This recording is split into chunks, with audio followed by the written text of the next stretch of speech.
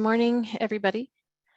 This is the May 5th, 2022 meeting of the Lower Downtown Design Review Commission, and we'll call the meeting to order. As usual, before we begin our discussion, we want to run through the options for public comment. So if you are joining by computer, tablet, or smartphone, you should select the hand raise option.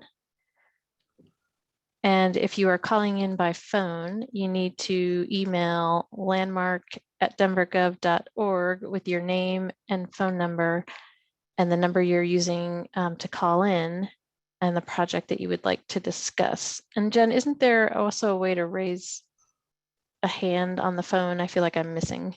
Yep. So you dial *9 on your phone. It's on the screen for everyone, okay. But if you're on the phone, you can't see that. So dial *9 and it will show your hand raised, and we'll be able to call on you. Thank you. And we do have someone participating by phone, so it's good for them to know. Perfect. Okay. Okay. Yes, as shown on the screen, if you are a member of the public and would like to speak, you'll have up to 2 minutes to speak. Next, we would like to introduce each of the commissioners. I'll ask each person to provide their name and the position that they are serving on the commission. We'll generally go in alphabetical order, but I'll start. I'm Jane Chrysler, and I'm the preservation architect. And then next we would have Mike. I'm Mike Coughlin. I am the developer. And Andy. Andy Duckett, Inky, preservation architect. Fred. Fred Glick, property owner. Jim. Jim Graebner, resident of Lower Downtown. And do we have John yet?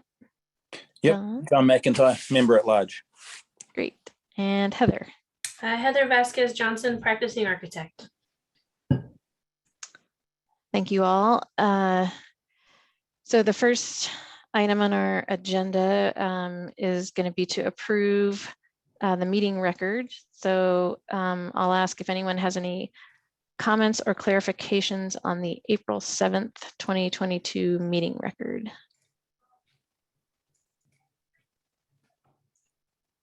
And if no comments or discussion, if there's someone who would like to make a motion.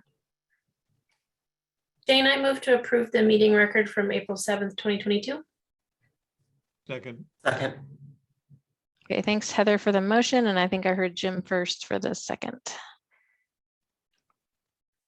All right, let's do a quick roll call and start with Mike. Aye. Andy. Aye. Fred. Aye. Jim. Aye. John. Aye. And Heather. Aye. Great, the motion passes unanimously. So next on our agenda, are you not voting, Jane? Oh, sorry guys. That's fine. So I am an aye. Okay. Thank you for pointing that out. I'm slavish to my list, which I am not on. Thank you. So yes, motion does pass unanimously. Okay, so next is our consent agenda, and we do have one item on our consent agenda, and that is 2022 COA 194 Market Station. So I will ask the commissioners if anyone has any questions or comments regarding this item, or if you would like to pull it off of the consent agenda.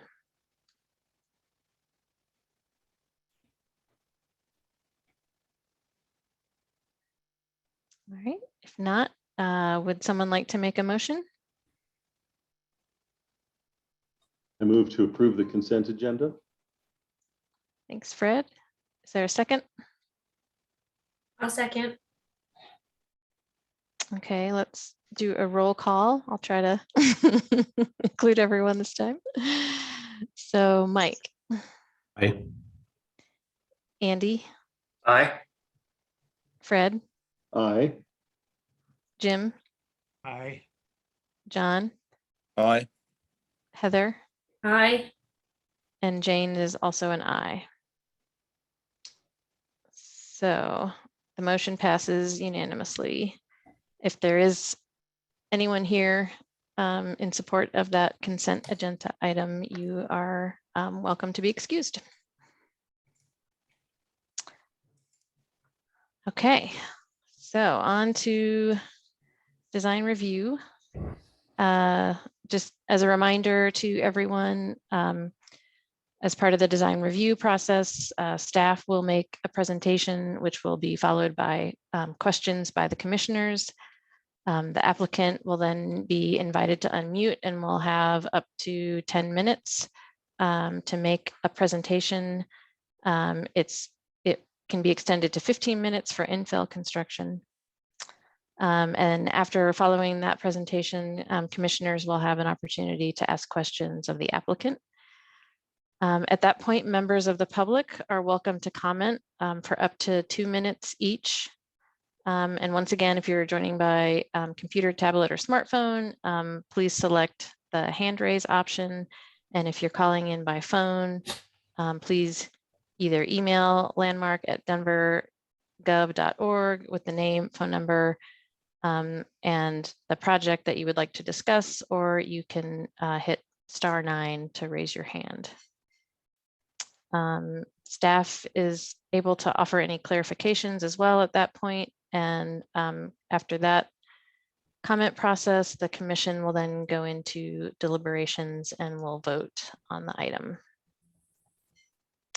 So the first item on our design review agenda is 2022 COA 195 1660 17th Street. And I believe that's Brittany. So our first application for design review today is for streetscape alterations at 1660 17th Street. This is a corner property located at the intersection of Wynkoop and 17th Street, but the proposed streetscape alterations will be limited to 17th Street. So here we have a photograph of those existing conditions. So the applicant is proposing to replace the sidewalk and the existing flower pot plants that you see in the right of way, and replace the concrete sidewalk with a new concrete sidewalk and new in-ground planters. So here are the proposed plans. So a small portion of the sidewalk will be replaced along 17th Street to accommodate the new in-ground planters and to, I'm not entirely sure why the sidewalk needs to be replaced, but to provide new sidewalk in the right of way. The lower downtown design guidelines do encourage that sidewalks should be concrete, bricks, or stone. This sidewalk will remain concrete and will be designed to match the adjacent conditions. And it's only a small portion of the sidewalk that is proposed to be replaced, as you can see in this plan here. So about 48 feet of the sidewalk is proposed to be replaced.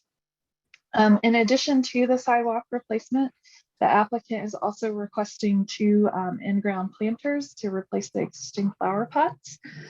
These proposed planters are going to be have a 6-inch raised concrete curb with a 1 foot 4 inch guardrail as well on top of the concrete curb. They measure about 15 feet by 5 feet 6 inches, as you can see in plan here.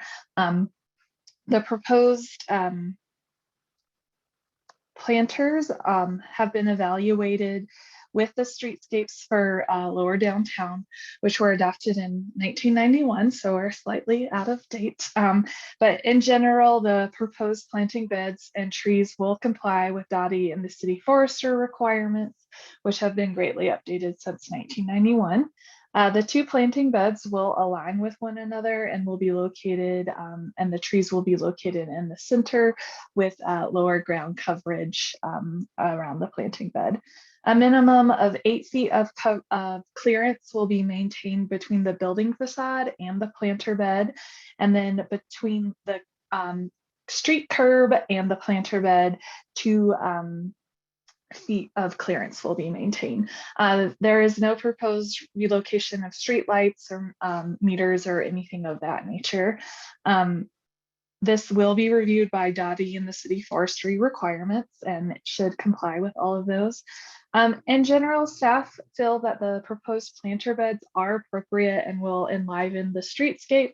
However, we do have concerns over the 1 foot 4 inch guardrail. This is not a typical condition found in the lower downtown. When you see tree grates and in-ground planters, you just don't have this railing detail. So staff are recommending conditional approval of this application with the condition that the railing be removed from the planting beds.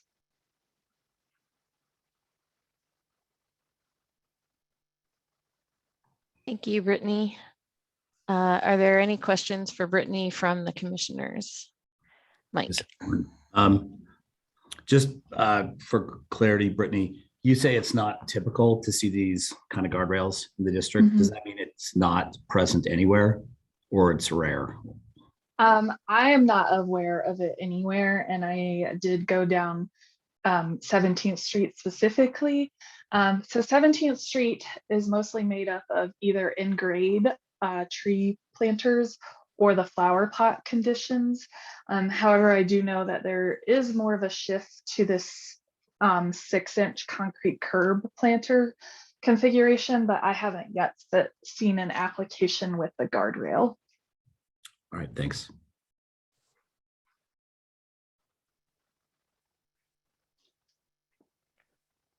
Any other questions for Brittany?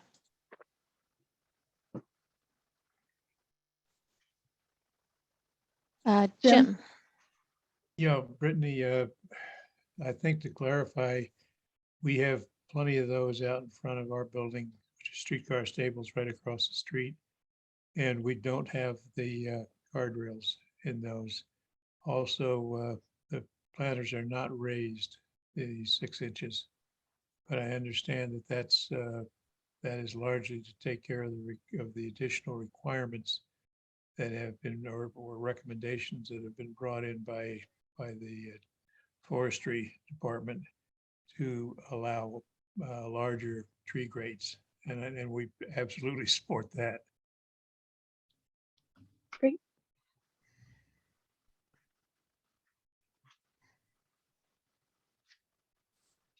Any other questions for staff? Yeah, one additional comment there. Can these tree grates can be modified slightly between now and the time they actually get built, right? In other words, if they come back to you. It is possible they would come back to us. This was referred to us as an encroachment review, so we are flagged on all of those reviews. Good. Thank you. Yeah. All right, so not seeing any other questions for staff. I'd like to invite the applicant to unmute themselves and just remind you that you have up to 10 minutes to present. If you wouldn't mind, and you don't have to take the 10 minutes, but if you wouldn't mind providing your name and your address for the record before you start, we would appreciate it. So I'm not seeing the applicant here. If the applicant is here, could you click the hand raise button, or if you're on the phone, dial *9 or click *9 on your phone. Brittany wasn't sure that they were going to come at all today. Anyway. Nope, and no one is raising their hand. I believe most of the people who are on the call are or in the meeting as attendees are here for the next item. So, okay. Yeah. But I think you can ask for public comment. Right. Yeah, so if there is anyone from the public that would like to make a comment on this application, please do so. Let us know, raise your hand or dial *9 if you're on the phone. And no one's got their hands raised. So, Yeah. nope. Okay. Well, lacking any applicant or public comment, we can move into deliberation. Is there anyone? So this will be commissioners. So Fred, I think I saw your hand first. If you want to kick us off. Sure, thanks. For the most part, I think this is pretty pro forma. It's some important additions to the streetscape to try and get more plantings in. That's obviously a city priority, a downtown priority. I think that they're removing a lot of the concrete to put in that silvocell to better support the trees. But I do want to talk about the railings, and it's unfortunate the applicant is not here because I would have liked to have heard what they had to say about it. I suspect that they're putting it in because it is incredibly difficult in downtown to get some of the shrubs and grasses established without some sort of barrier because of dogs. Frankly, people bring their dogs in and the dogs urinate on it and kill them in their young age. And so I think it's a different circumstance than the typical tree grate where we've got a tree grate in and there's no shrubs or grasses to kill. But as a property owner, I do know how difficult it is to get these things established and keep them alive. And while the railing may be atypical, in a lot of ways, I tend to think it's preferable to dead and dying grasses over the next 5 years. So I'm inclined to support it with the railing, frankly. Thank you. Thanks, Fred. John, did you want to go next? Yeah, I'd just echo Fred's comments. I think one, just commending the use of silver cells in terms of advancing tree health in relatively constrained tree pits. It's nice to see that application more and more in the city in terms of advancing tree health. And I would say the same thing. I think that it is disappointing that the applicant's not here to describe the intent, because I do think with regards to health of both the planting and the trees, this type of enclosure is likely going to become more and more important. And it would be interesting to hear the sort of justifying case for it based on plant and tree health. It's an inordinately tough environment to get greened up. We're working on a range of projects ourselves, and any other tools in the toolkit that ensure that we're getting better planting and better tree health in these environments, I think are advantageous. I would have liked to heard that aspect of the justification in terms of the enclosure.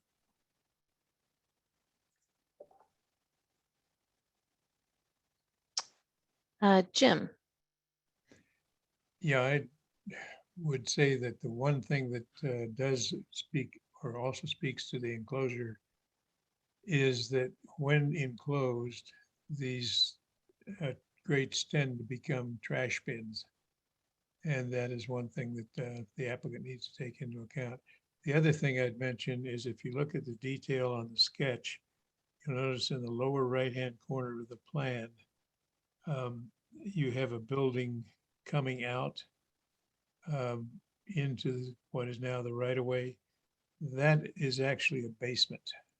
And it's a basement that is part of the Oxford Annex Gymnasium. And therefore, I wonder whether that corner of the tree grate needs to be shaved a little bit to allow the full 8-foot clearance, which is very much of a detail, but it needs to be brought up because the annex itself is on all the registers, as are most of the buildings in that area. And it also would definitely cut into the available space by a few inches. That's something which I think is easy to remedy. Thanks, Jim. Mike, did you want to go next?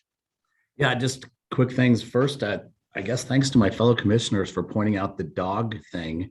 that hadn't even occurred to me, but it's obvious that that's problematic for plantings.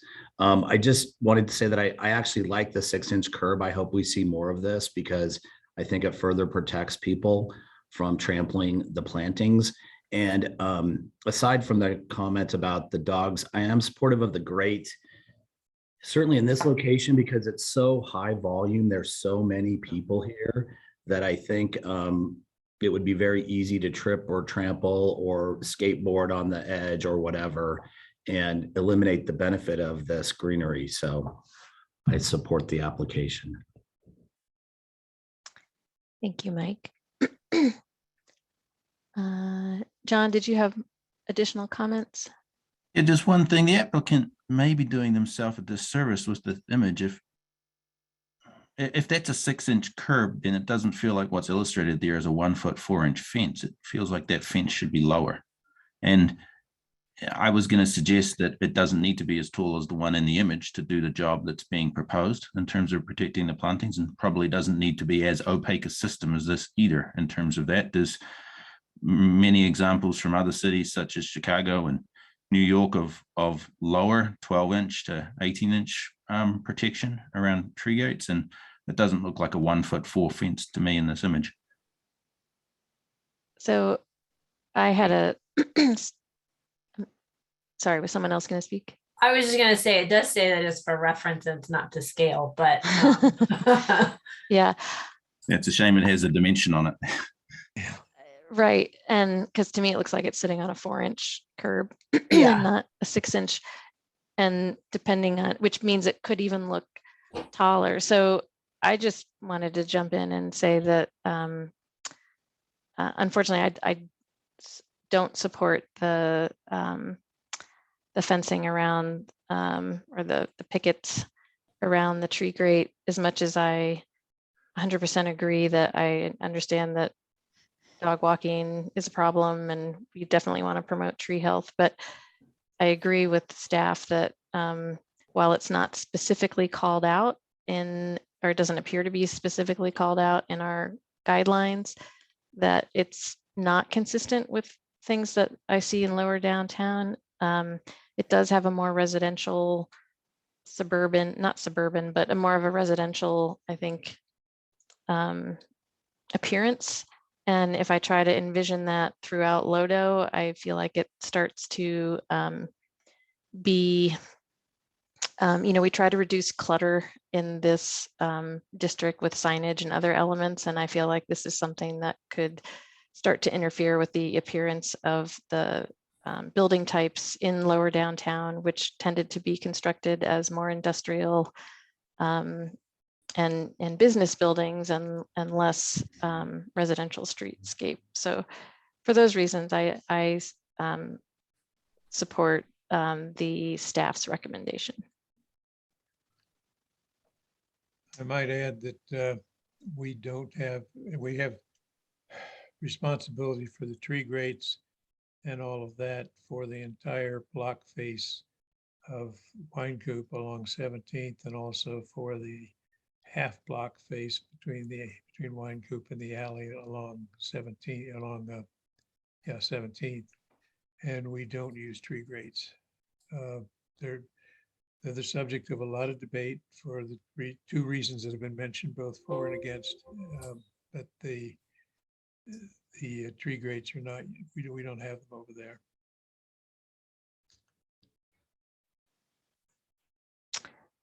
So Fred. I think Mike had his hand up first, actually. I'm sorry. Mike, go ahead. Well, that's because at first I forgot to lower my hand and then I raised it.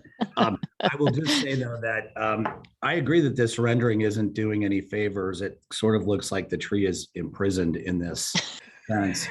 And I don't think that an actual, I agree with what John said. It should be lower. It should be more transparent. I don't think it's this opaque. You almost can't see through it. And I don't think that's what it would actually look like. So just in terms of your comment on clutter, Jane, which I do agree with, I think if it looked like this everywhere up and down the street, it would be kind of shocking, but I don't believe it will actually look like this or that it needs to look like this. I think I mean, this should be at your knee or below, right? Isn't that about 1.4 inches or something? And so I think it could be accomplished without adding to clutter significantly. Thanks, Mike. And Fred. Yeah, I do agree. I kind of think that, I mean, the biggest issue here is that the applicant's not here to have this conversation, and that's really unfortunate. Given that, one of the things I wonder is if we can perhaps pass, forward a motion and pass a motion similar to what's written, but inviting the applicant to return with a different, with more detail or better detail or a different detail, or a detail, since we didn't really get a detail on it. I think that this is something that we're going to have to grapple with, and may be appropriate for a modification of the guidelines at some point. If we want green in low-dough and we want shrubbery and not just trees, I think we're going to have to address this. It's just too difficult and too challenging for property owners, I think, to keep them alive and to replant them year in and year out after the dogs destroy them. And we can either say, that's great, just mulch the whole thing around the tree, or we can say, yeah, we'd like to have some greenery, and we're willing to enable people to protect that. Because I don't think it's fair for us to put on property owners, put property owners in a situation where they are planting something that they know is going to get destroyed, and that they're going to have ongoing regular replantings to try and maintain. That just isn't going to work. It's just impossible. Having done this, I fully sympathize with them. So I wonder if we can do something like that, where we invite them to return to share with us a detail based on the feedback from this meeting, and then maybe amend this, or something like that. I'm not sure what the real process would be. Thanks. Yeah, thanks, Fred. And Heather. Thanks, Jane. Generally, I agree with what has been said about, I mean, I 100% wholeheartedly agree with what's been said about the need to kind of protect these trees and protect these plantings and help green up Denver as a whole, and do what we can to do that. I think the challenge that I'm having is that I also agree with you, Jane, pretty strongly about the concern about visual clutter, and looking at it specifically with, as Jim pointed out, the building next door, which is the Oxford Annex and has that little bump out to protect the basement, has a fairly ornate railing on it anyway. And my concern is that as you are passing on the sidewalk on 17th Street, that visually you get a very ornate kind of barrier on the Oxford Annex, plus this, what looks to be a fairly visually ornate rail around these tree grates, that it'll start to be pretty heavy and pretty cluttered. And so I think that there's potential that this could be appropriate. I think that as it's presented in this packet currently, with a less than successful Photoshop of this on a tree grate, I don't feel like it is appropriate the way it's been presented. Second to what kind of Fred has said, that it's a shame the applicant's not here to kind of talk through this, because I think, to talk about, are there other options that are more open? Are there options for something that's more in, maybe not 16 inches, but, 8 to 12, that's a little bit lower? Are there options for the rail to side mount on the interior of the curb as opposed to the top of the curb, just to help kind of make it a little less of a visual obstruction on that? I also just have a little bit of concern about adding another vertical surface. As somebody who's back in the office several days a week, just down the street from here, we've got quite a bit of an issue at the moment of people using vertical surfaces to nap, rest, pass out, all kinds of other items. And I'm just, I have a little bit of fear that adding more vertical surfaces on places will just continue to encourage that to happen more. Although I don't know that there's anything that we could do to stop that as a part of this commission. So yeah, that's it. Thanks, Heather. And Andy. Yeah, I'm just going to combine what Fred and Heather are saying. I think from a concept and based on the hearing, I think that the fencing or grading, whatever we're going to call it, could be appropriate, but we have the existing packet in which to make a decision from. And being that the drawings that were in the packet that I got are stamped, which meant these are going for permit, I don't think that what we are presented with today is appropriate. And I think that there needs to be a more discussion about, as Heather was getting to, the height of it, the opacity of it, what this eventually looks like. And unfortunately, being that we're working on a packet that is stamped and ready to go, I don't think that what we have here is quite appropriate. But I do agree with Fred, and that I think if they want to come back with something that is either shorter or more open or has a different concept that allows for some of this visual clutter to be diminished, I'd be fine with it. But the packet that we have is not approvable.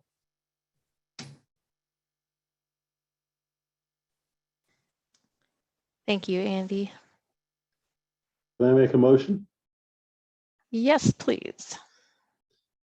I move to conditionally approve application 2022 COA 195 for the streetscape modifications at 1660 17th Street as per the design guidelines for Lower Downtown Historic District Policy 10.2, Guidelines 10.2.2, the design guidelines for Lower Downtown streetscapes relating to landscape, character defining features for the Lower Downtown Historic District, presented testimony, submitted documentation, and information provided in the staff report, with the condition the guardrails be removed from the proposed planting beds. Thank you, Fred. Is there a second? I'll second. Thank you, Heather, for the second. Any comments or amendments on the motion? Otherwise, we will go to a roll call and start with Mike. Aye. Andy. Aye. Fred. Aye. Jim. Aye. John. Aye. Heather. Aye. And Jane is an aye. So the motion passes unanimously. And assuming no one else has arrived, we have no one to thank, but staff. Thank you, staff. Okay. That then brings us to our next design review item. And that is 2022 COA 145 1920 Market Street. And I'll hand it back over to Brittany. So our next application for review today is for a large addition. Due to the overall scale and scope of this project, we will be reviewing this through the two-step infill process. So today we're just looking at the mass form and context for a new side addition at what was formerly addressed as 1926 Market Street, and a new rooftop addition for 1920 Market Street, which is a contributing building to the Lower Downtown Historic District. So this project scope will involve the total demolition of the non-contributing building formerly addressed 1926 Market Street, and 39% demolition of the roof 1920 Market Street. Because the demolition is below 40%, this is not considered a total demolition of the structure, and therefore we do not need to post public notice on this property of the request for demolition. However, it is pretty extensive demolition, and there will be some walls that are interior between 1920 and 1926 market that are also part of the demolition scope, as those are interior walls currently and will remain interior with the construction of the new side addition. The LDDRC does not actually have purview over that demolition scope, as we do not review anything in the interior. So 1920 Market Street is a 2-story building, and it does have a loading dock in front of the building. And just here you can see those, the proposed site and existing conditions from Market Street and the alley. Again, the building on in the top picture on the left will be totally demolished, and the building on the right in the bottom picture will be totally demolished. So that is a 2-story building. At the street, it does have some patio elements that have a streetscape presence to them. The alterations to 1920 Market will be pretty minimal. The applicant is proposing to rebuild the entire loading dock system to connect the two new buildings, essentially the addition and the existing historic building, and replace the non-historic garage roll-up door in the center bay on the Market Street facade. On the alley, the applicant is proposing to replace the double doors and convert one infilled window opening into a door on the alley of the contributing building. So here is the proposed demolition scope. Again, most of the demolition is focused on the non-contributing building and the interior walls between those two buildings. Again, the center bay on Market Street of the contributing building is a non-historic garage roll-up door, and that will be replaced. And then also demolition to an existing infilled opening on the alley facade to convert that into a new door opening.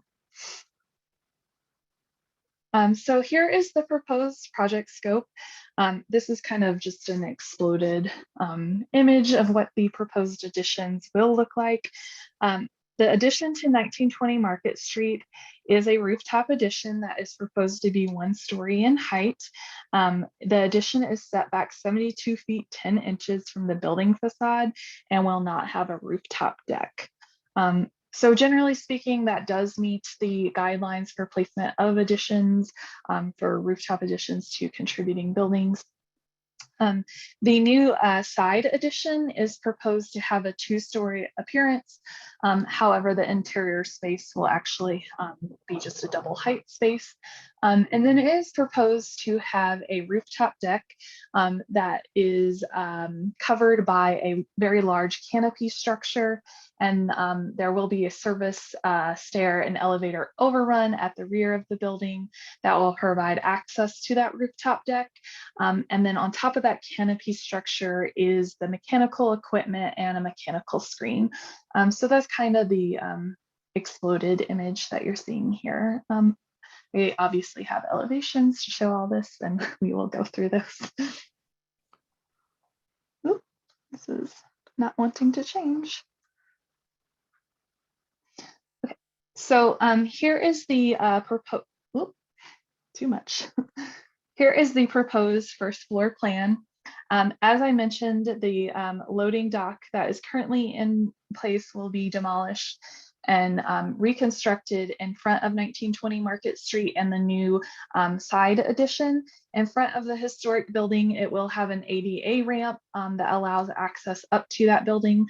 Currently, there is no entrance that aligns with the primary entrance bay of this building. The loading dock has access off to the side, so it's not greatly changing that configuration of the loading dock. And then the loading dock will be extended across to the new side addition, and the entrance stair entrance into the loading dock will be centered with the new entrance into the side addition. The new loading dock will be 10 feet 6 inches in width in total across. It varies slightly as you can see that the new addition has a recessed entry. But generally speaking, staff feel that the alterations to the loading dock do retain the warehouse character of this district and are supportive of those alterations to the loading dock. As for the new addition to the side, the primary entrance is set back from the facade of 1920 Market Street by 11 feet 6 inches. And that is to preserve two historic openings on the north elevation of Market Street. So it will allow those two entrances to remain visually prominent, and it will also give visual relief to 1920 Market Street. However, the addition overall is proposed to be set back from the property line minimally, and that is to provide visual relief to both 1920 Market Street and the adjacent contributing building to the north. So staff do feel that as this is an addition, that setback is appropriate as it creates subordinates between the two historic buildings that this addition will be sandwiched between. So here is the proposed rooftop deck programming for the new addition. As I mentioned, it will be covered by a large canopy space, and that canopy space is indicated in blue, light blue. So that will be exterior space, but it will have a large canopy structure on top of it. Staff do have some concerns over this proposed canopy structure. And then as previously mentioned, we'll just have a stair and elevator access at the rear on the essentially third floor of this building. So here again is just the rooftop programming for the proposed additions. As I mentioned, the addition, the one-story addition to the contributing building is set back significantly from the primary facade. The canopy structure is also significantly set back from the facade of the new addition. However, it is very large in scale, and staff do have some concerns over that element. And then it will also be used to house mechanical equipment on top of that roof. Staff are recommending that the rooftop deck element of the new side addition be reduced in scale to allow the mechanical equipment to sit cleanly on just the roof of that structure, and that the canopy structure be scaled down to be a more traditional rooftop pergola structure. So here are the proposed elevations.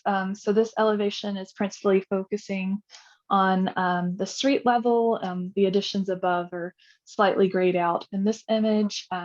Again, no major changes to 1920 Market other than the replacement of that non-historic garage roll-up door in the central bay with a new storefront entrance configuration.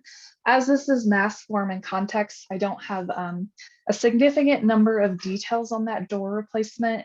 If the commission does approve the mass form and context at today's meeting, we will get more details on that door replacement in the design detail phase. So for the proposed addition at the side, it is is intended to have the appearance of 2 stories with a mullion line running kind of where the ground floor would be. But again, it is double height in the interior.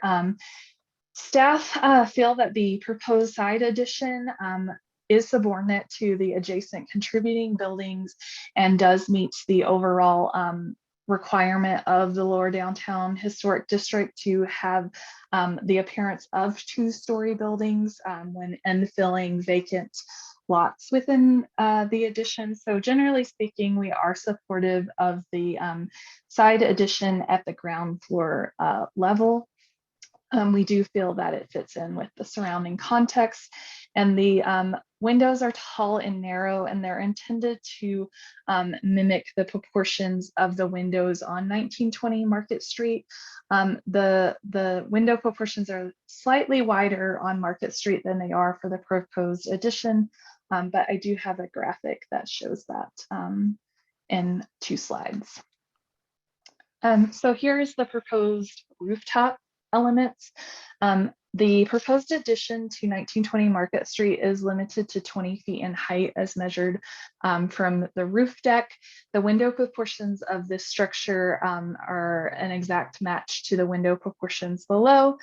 Staff do feel that this is appropriate solid to void relationship for this addition.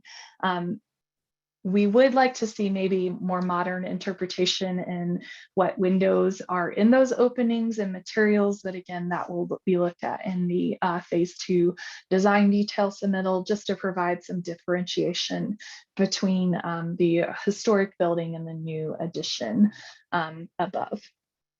And then on the side addition, you can see that large canopy structure and proposed mechanical screen.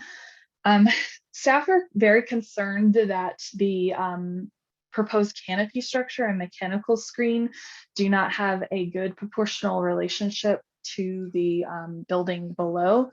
They're about of equal heights. And again, the addition below is intended to have a 2-story appearance, and the canopy structure is just one solid element. So we are very concerned about the context of the canopy structure to the context of the building below, but also to the surrounding historic district. The lower downtown design guidelines do indicate that rooftop elements should be kept to a minimum, and mechanical elements should also be situated on the roof. So again, we are recommending that the rooftop deck be scaled down to allow that mechanical to sit on the actual roof of the side addition and not on the roof of the canopy structure.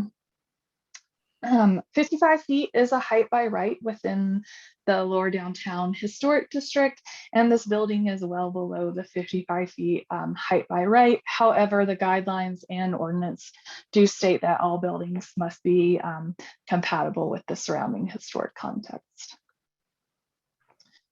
So here you can just get a sense of those window proportions that I was talking about previously.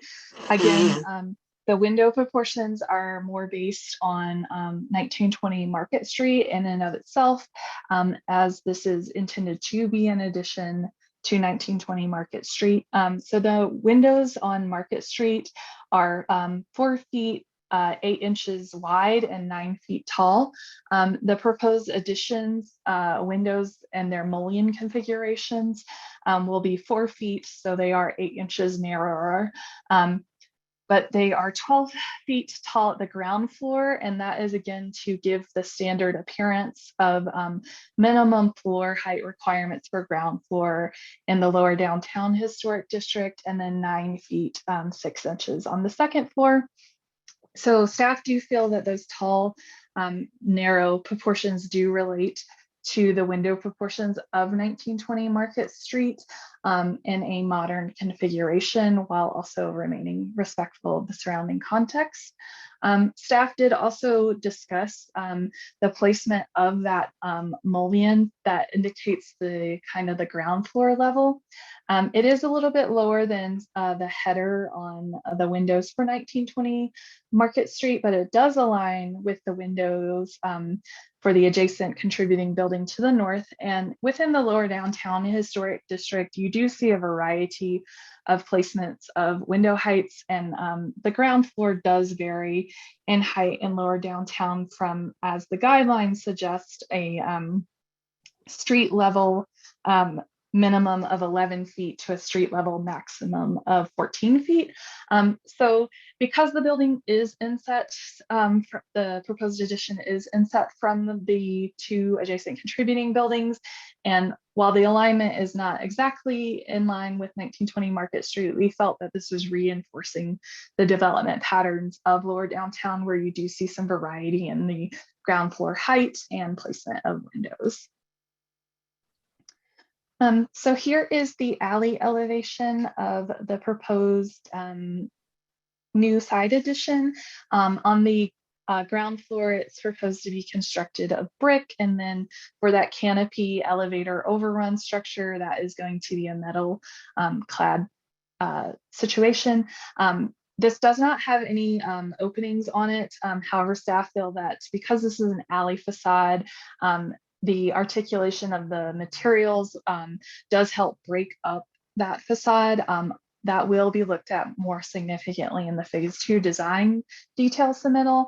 And we do find that the materials are very important to the articulation of this facade, but we don't feel that it necessarily needs to have window openings on this facade, as the rear of this building is going to be used for more service purposes. In terms of the addition for 1920 Market Street, it will cantilever minimally over the alley. So you can kind of see in this image here that there's a shadow line below that proposed rooftop addition. And that is a minimal cantilever over that historic building. Staff do not feel that this is appropriate and would recommend that the cantilever be eliminated from the project scope. It is minimal and the exact dimension is not provided in your packet. But we do have some concerns over that proposed cantilever. And as I mentioned, the applicant will be altering an existing infilled window opening to convert it to a door opening. That's the single man door that you see there, and then replacing the double doors on the alley with new doors that will be looked at in the design detail submittal. So here is just a section view of the proposed canopy structure. I think this gives you more of a sense of what that overhang of that canopy will be and what the scale of that canopy will be, as well as the placement of the mechanical equipment on top of the canopy. This section view is taken from across the street at average height of 5 feet 6 inches, which is required by the Denver zoning code. And as you can see, that canopy structure is set back significantly from the front facade of the addition, which is also set back from the adjacent buildings. However, staff are very concerned about this element, as again, you can see that it's almost proportional in height to the floors below, and then we'll have mechanical equipment on top of it, which we don't feel is necessarily complying with the design guidelines. Here's just another section view of that proposed rooftop deck and canopy. So again, the guidelines do state that rooftop decks propose a special problem within the district, as historically they did not exist and were neither greatly visible from the street. So from certain vantage points, this canopy structure will not be visible. However, it's not totally invisible. So staff are really encouraging that this canopy element be restudied and be a more traditional covering that you see within the district. We're also a bit worried about the precedent that this will set for rooftop structures within the lower downtown historic district, as we do see a number of rooftop additions in this district. And then this is just a section through the historic building showing the placement of that new addition. Generally speaking, that addition is appropriate, but you can see that minimal cantilever over in this section. It is going to maintain 3 feet of clearance between the property line from when that cantilever ends. So it is still within the property line. However, staff just don't feel that it's a typical configuration for a rooftop addition. And then this is just the loading dock rebuild that I have already discussed. I just felt that this was a better image to show how that loading dock configuration will work. So you can see that ADA ramp in front of the historic building, those steps that align with the new recessed entry of the side addition, and then the patio space that will be used in front of the new side addition. These are just additional sections through the building. I don't have a lot to say about this. They're just here for reference if the commission needs them while discussing this project. But I do have some renderings that I would like to show the commission. So here are some of those proposed renderings. Again, this is kind of the angle in which you will see that canopy structure. Staff would like to note that we do have some concerns over this element here. This is not recessed into the facade. However, I do believe that is intended to remain open space that allows light from the from the top to come down. So I would probably encourage that this element be recessed with the entirety of the entry and not continued across the facade. But it's not entirely clear to me, and that is something we could look at a little more in the design detail submittal. And then finally, I just have one more rendering to show the commission, and I will be finished with my presentation. So again, here is that other perspective view of this proposal. The addition on 1920 Market Street is not visible from most vantage points. And that's all I have. Recommending conditional approval. Fred? Thanks, Brittany. I appreciate the very thorough presentation. Quick question for you.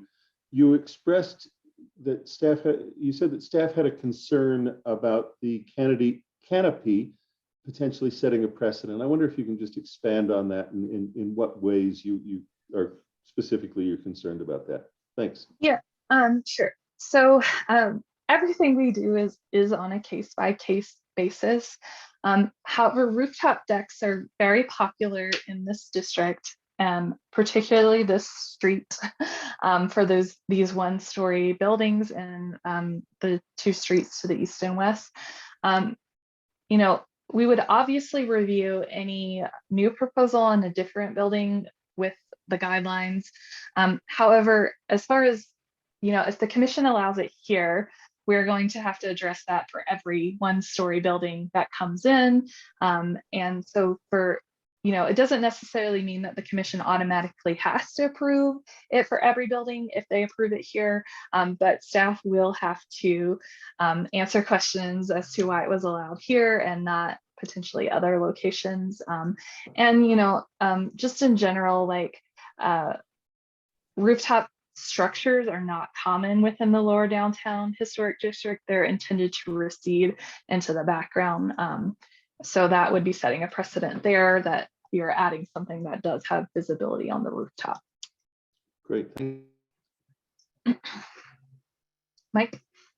Hey, Brittany, I just wanted a little bit more, I don't know, maybe you could talk a little bit more about the rooftop mechanical on the new building, and maybe you could pull up one of those sections. I am not 100% clear on what staff's position is on lowering that rooftop mechanical and to where. Yeah, so we would encourage that the canopy structure be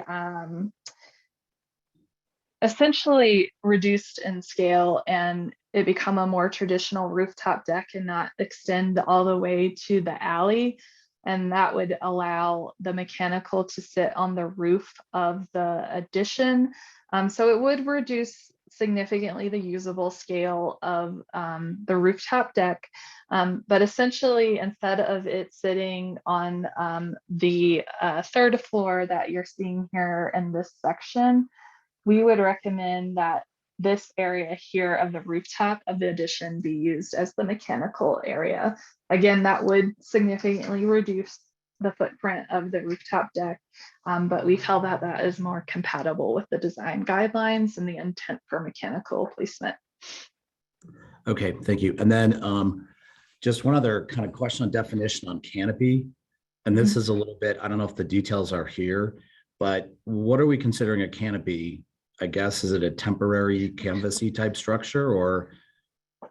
So this is not, Yeah, this is not a temporary structure. This is a full-on structure. It will not be something that can be removed from the project site.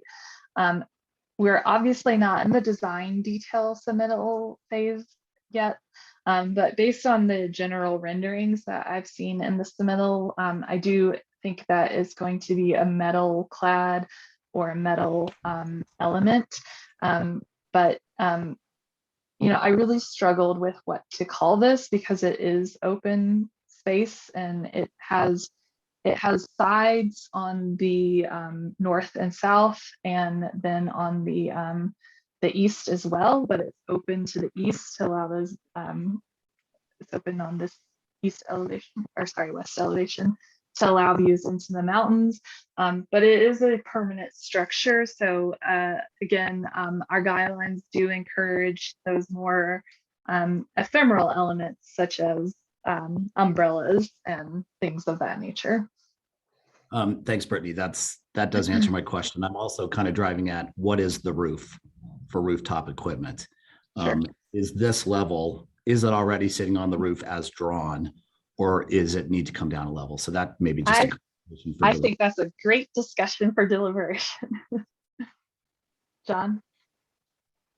Yeah, I guess my question's in a similar vein, because I'd probably define this less as a canopy and more as an outdoor room. And I'm wondering what our discussion would be, for instance, if this had doors on the front face of it, or a glass wall on the front face of it, and we were treating it as a rooftop volume in a two-story building that fits within its height plane. And, you know, in terms of what it's interpreted as a piece of building, you know, with or without a facade versus a canopy, I think it's probably a deliberation question. But I am wondering, Brittany, if for instance it did have a facade on that front face where you've drawn the circle, how would we be considering it? So we would consider it in a similar manner, but the facade would help with some of the comments that I was indicating, that it is proportional in height to the ground floor below, but it doesn't have any kind of division or demarcation of floors and stories, which is considered very significant in the lower downtown design guidelines, that if you're designing to a certain height, all buildings have to have the appearance of a certain number of stories. So the guidelines do outline that pretty significantly. So adding a facade to this would totally change how we assess this, depending on what that facade design is.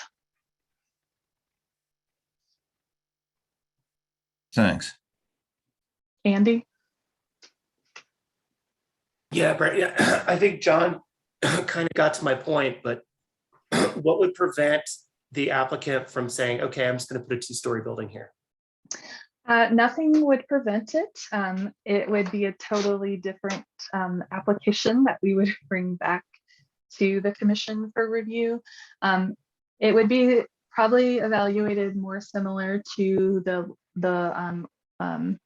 Lodos project, where we reviewed that more as a total infill building. Again, we did reference the infill guidelines and the addition guidelines in our staff report, which is very similar to how we did the building for the Lodos. You know, the guidelines really suggest that if you're building up to 55 feet, it does need to have the appearance of 4 floors, 3 to 4 floors. It does encourage, you know, at least 2-story street facade. Buildings are encouraged to be 2 stories at the street facade. It is possible they could set back, but it would really change the conversation. So it's all speculative for me to comment on how we would evaluate that. So in other words, it'd be a really good deliberation topic to have. Yeah. Got it. Okay.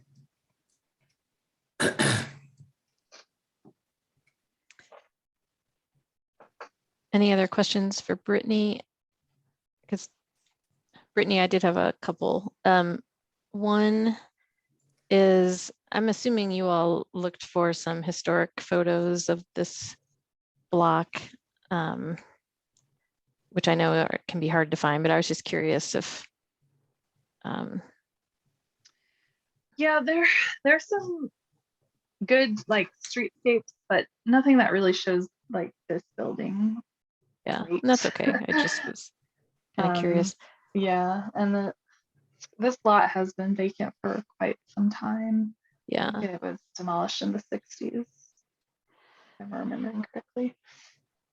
My other question for you was, you had mentioned the glass that goes above, yeah, right there.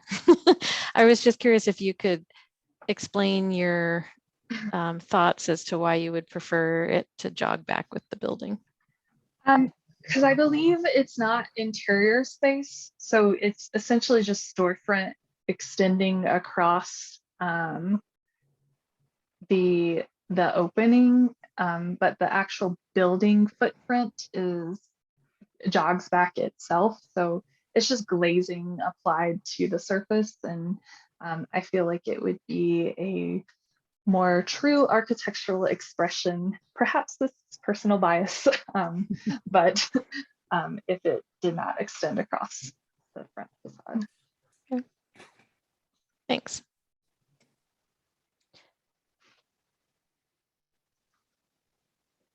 Okay. Last call for questions for Brittany.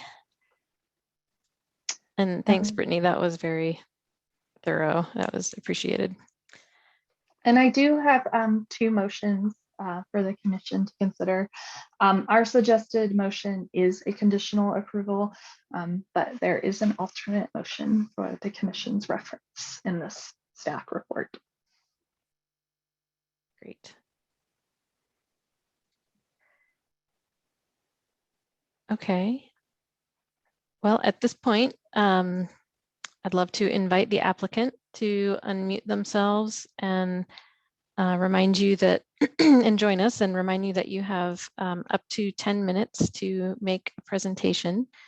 You can take as much of that as you would like.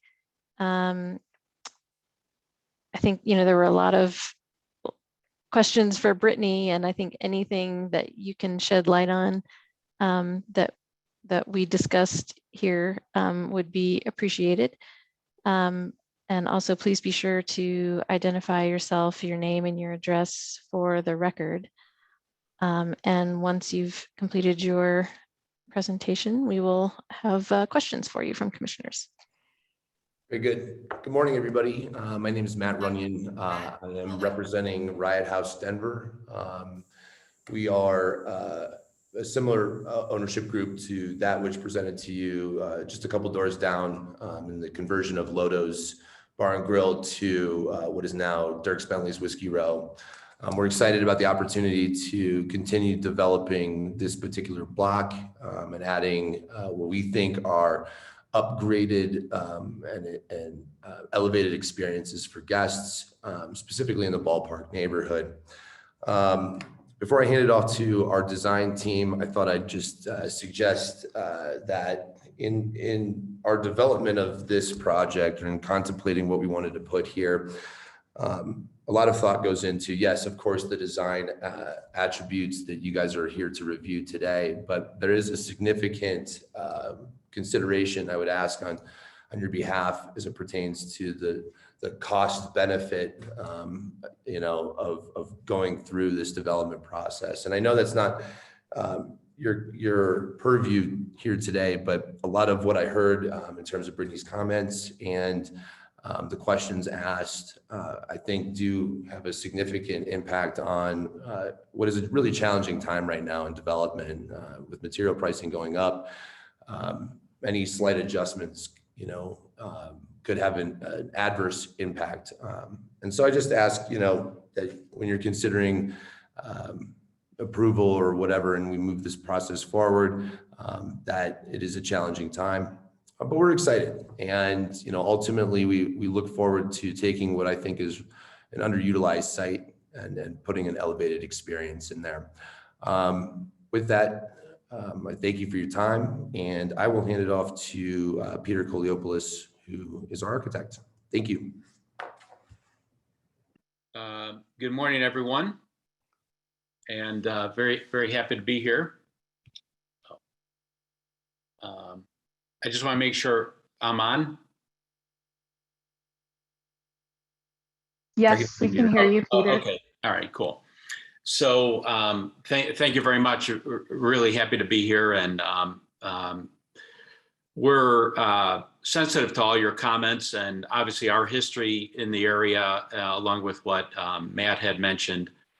We're very conscious of the area. So obviously there's a lot said. So let me try and unpack it layer by layer. So the overall concept that we are proposing and we envision and worked with Matt and the team on is rather simple. So the focus here is really to emphasize the historic buildings, our neighbors, and then obviously 1920 as much as possible, and to engage the street. So the glass facade at the first floor is really our approach to create and develop a transparent environment with two objectives. The first objective is to ensure that the adjoining buildings are emphasized and we're not, developing an idea that would take away from those historic buildings. And then two is really through the transparency is really have people engage the street. From a placemaking standpoint, we believe we're all social animals, and people love to see people. So the idea with the glass facade is just that. And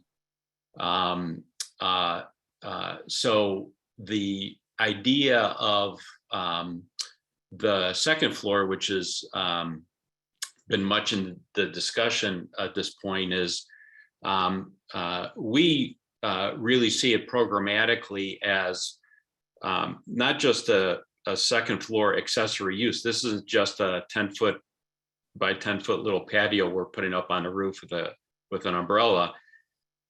This is a important part of the program for the functionality of the user.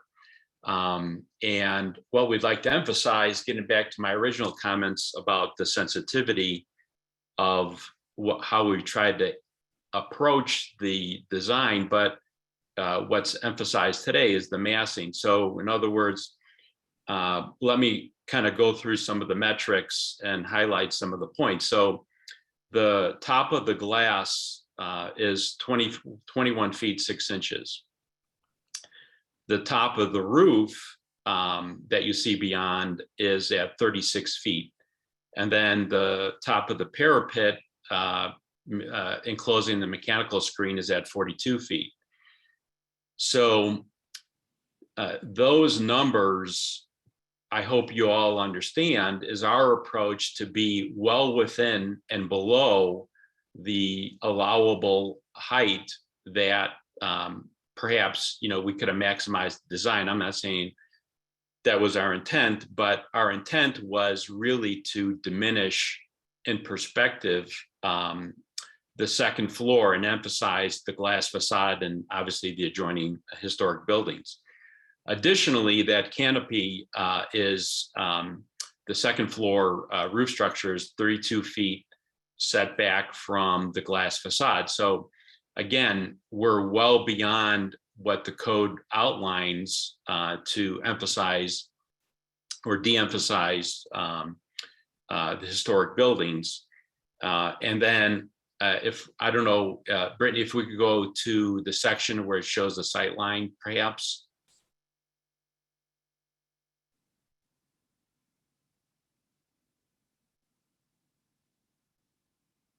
Yeah, this one. So just kind of in summary, some of the numbers that I mentioned as far as the elevation of the storefront, the elevation of the roof, the plan dimension, the setback of the roof structure. So a little bit is there's code, and then there's reality. So our approach is really this is a real roof. Obviously, you know, it's going to have steel members. It's going to be insulated. It's going to drain. It's going to be impactful programmatically, but at the same time, we've taken a lot of design pains, I'll call it, to set it back and de-emphasize that roof element. Now, some of the comments that were made by the commissioners earlier, John, I believe, John McIntyre, quite honestly, what we debated internally on our team is we can easily add a glass doors that fold away or slide away at the end of the roof structure. So in other words, we would treat it as a second floor addition that would have sliding or operable doors out to an outdoor patio. And we're happy to do that. Now, in this submittal, we felt that the sensitivity we've taken with the glass facade, the setbacks, and the lower elevations, and the fact that the mechanical equipment on the roof structure are so far set back that in all reality, they would never be seen, especially the mechanical equipment, you know, at the ground level. At the ground level, that's, you know, given the sight line and perspectives we have. Now, there are some additional perspectives from the pedestrian experience on Market Street that are not in this presentation that we have originally submitted. And I don't know, Brittany, if we could pull those perspectives up, or, you know, I could do a shared screen or whatever, but we really want. The commission has your entire packet. If you just want to reference a page number, that would be great. Okay, hold on one second. Also, you only have a minute 19 left, so timer's going to be up soon, just as a heads up. All right, so that would be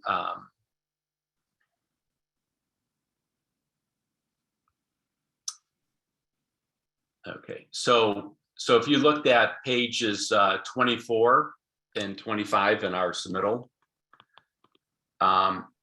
you could kind of see what we've been what we've been communicating here, our sensitivity to the area. Now, since I only have limited time, this glass facade, the importance of carrying the glass, connecting both the buildings and having the recess opening is important, in our opinion, such that it reads as one glass plane, and we're not creating an unproportionally scaled reveal or entry, so that it remains a simple glass transparent facade that is emphasizing the people and kind of de-emphasizing the architecture, quite honestly. So those are some of our thoughts, and you know, we appreciate all your comments and look forward to working with everyone. Brittany pointed out to me, I'm sorry, Brittany pointed out to me that I set the timer for 10 minutes because that's our typical, but it's 15 because it's technically infill what you're doing. So you have 5 more minutes if you would like to use it. I'm very sorry for that. Okay, all right, well, I'll take it. Okay. Yep, let me just start the clock. Go ahead. Sorry about that. Yeah, thank you.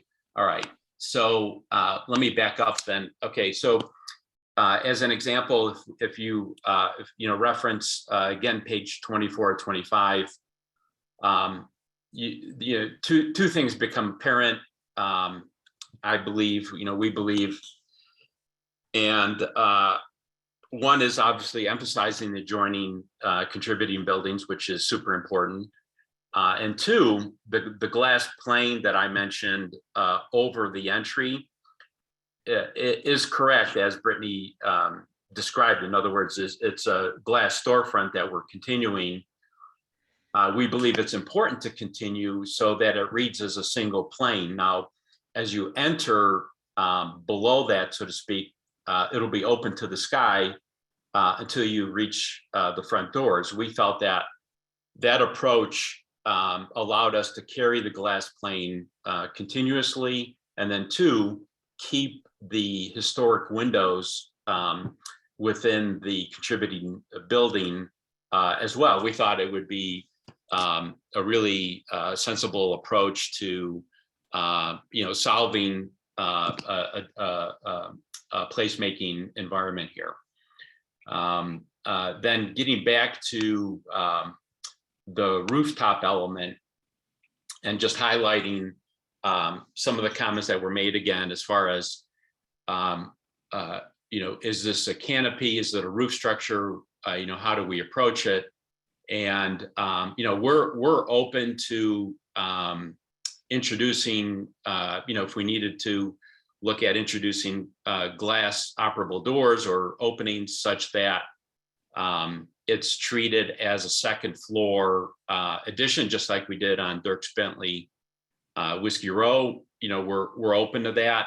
Obviously, we presented it in this way, feeling that our design sensitivity as far as heights, setbacks, and focus on the contributing building, and de-emphasizing the architecture, so to speak, was in such a significant way that we left the opening open, obviously, in this middle.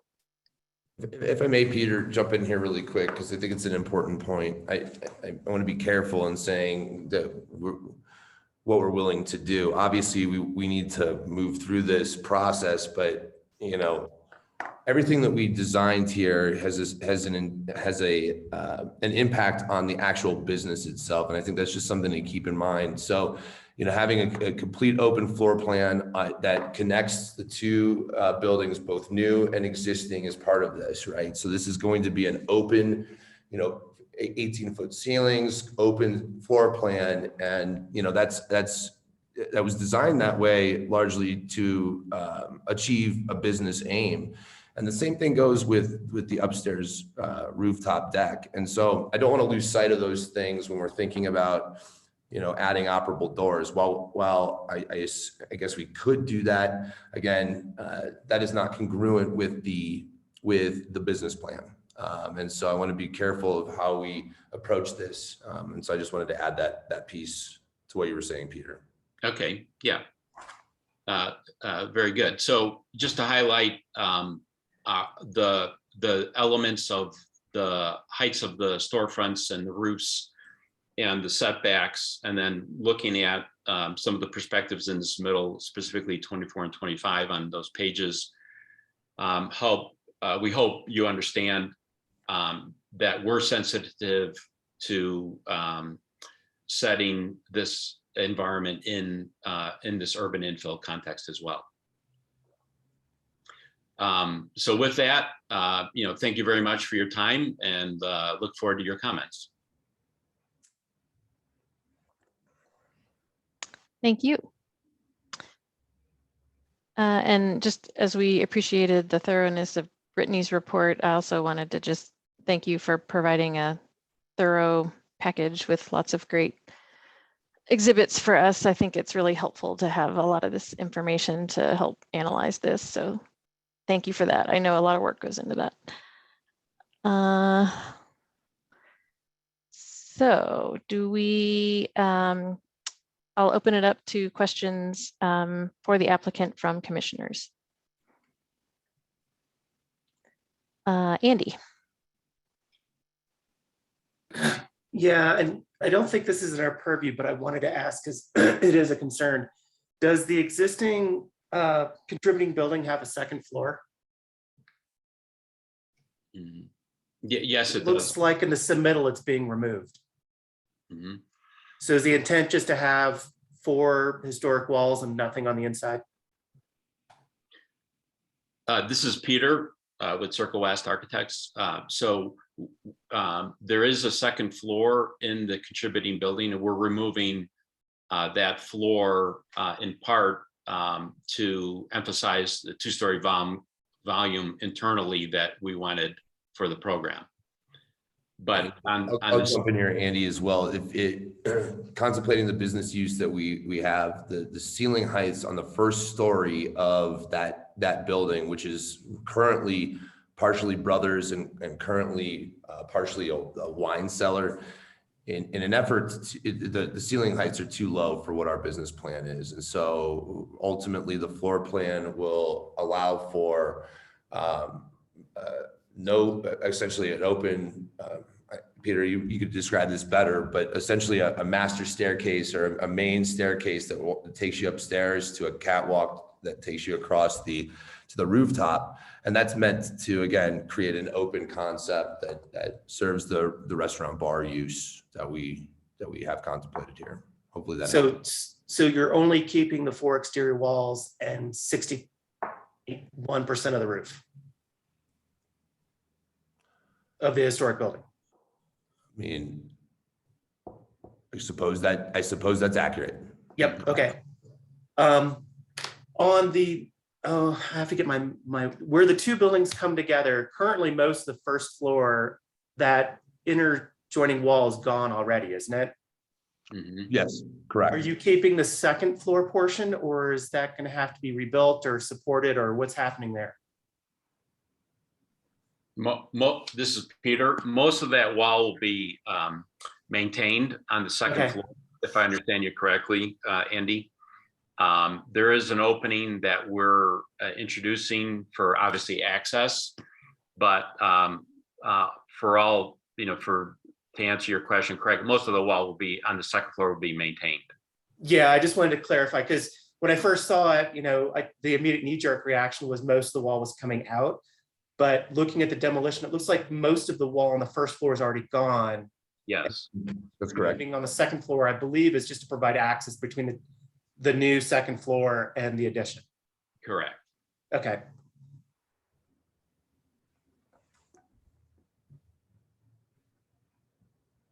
Yeah, I think do you those have are more, Andy? those are the only clarifying questions I had.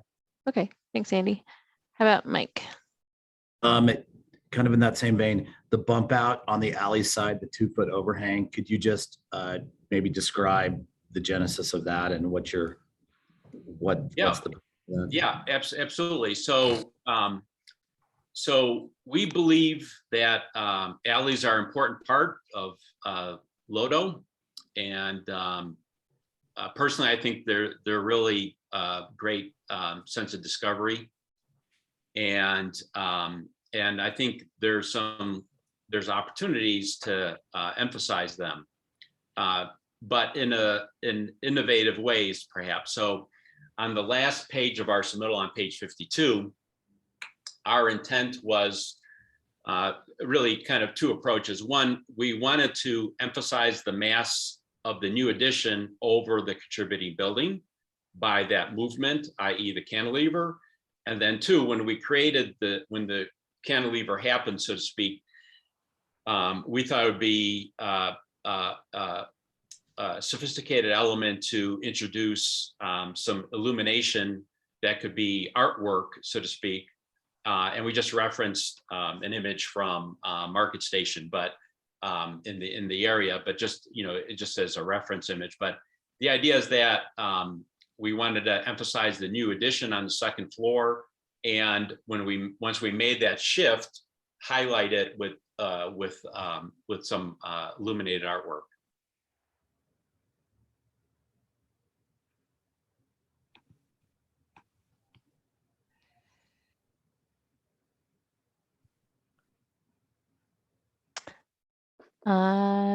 John.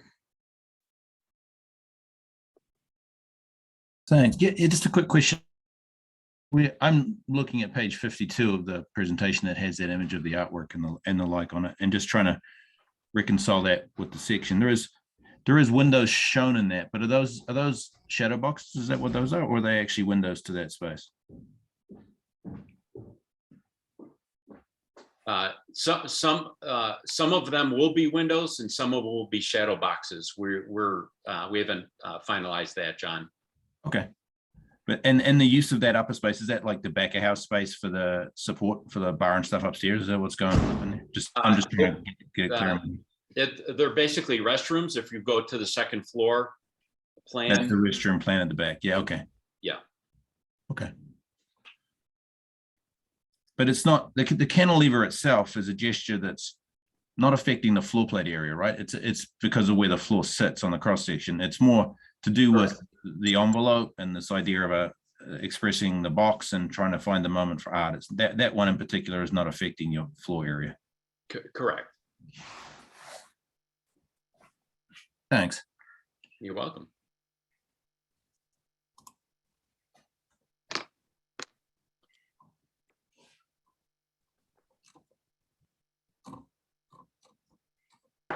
Any additional questions for the applicant?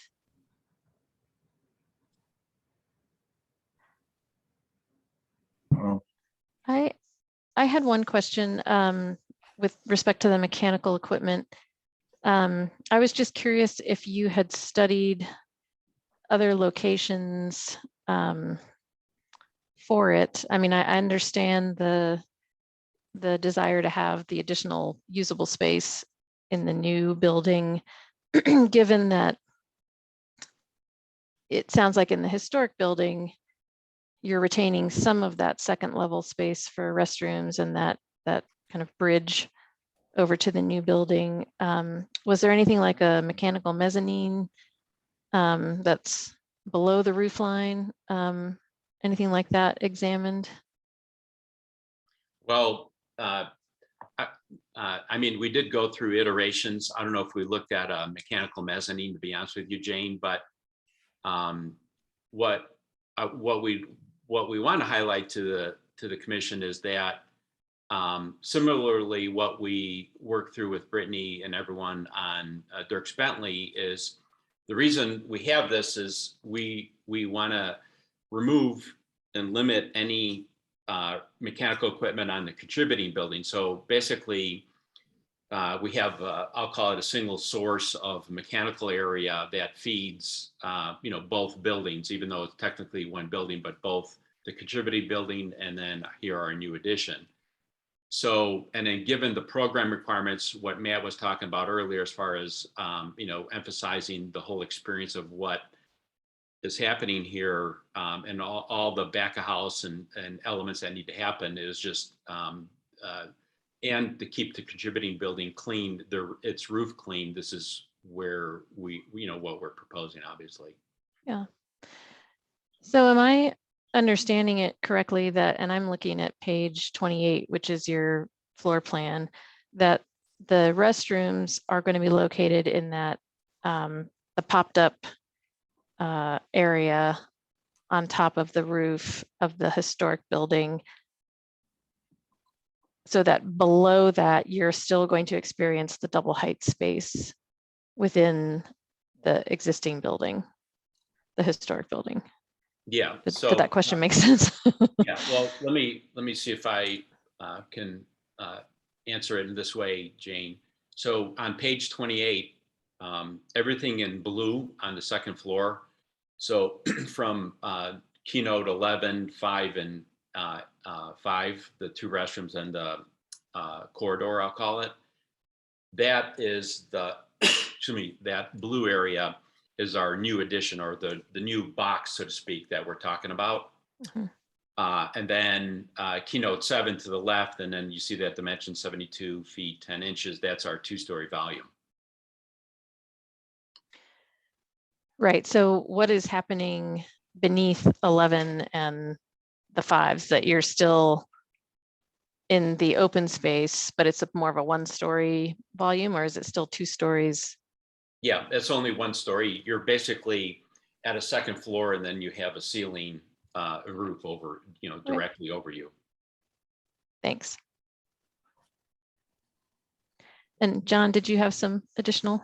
Yeah, just one more, I think, for Matt, just in terms of trying to understand operationally that top floor a little bit more, Matt. I know I get completely this idea of kind of indoor-outdoor connection with that larger kind of room upstairs, but it does seem to me, and this is partly to do with operationally and, just interested, but also I think to do with kind of interpretation that we're probably struggling with a little bit about what that is, a canopy versus a second floor. And we'll no doubt be discussing that a bit in the next run. But from a sort of a security standpoint, I would presume that you will be needing to enclose that space off hours somehow. I mean, you may be comfortable with it unenclosed, but having had a bit of experience with buildings around here and what tends to happen within those rooms upstairs at roofs and nights and other things, I would expect that at some point you'll anticipating needing to enclose it.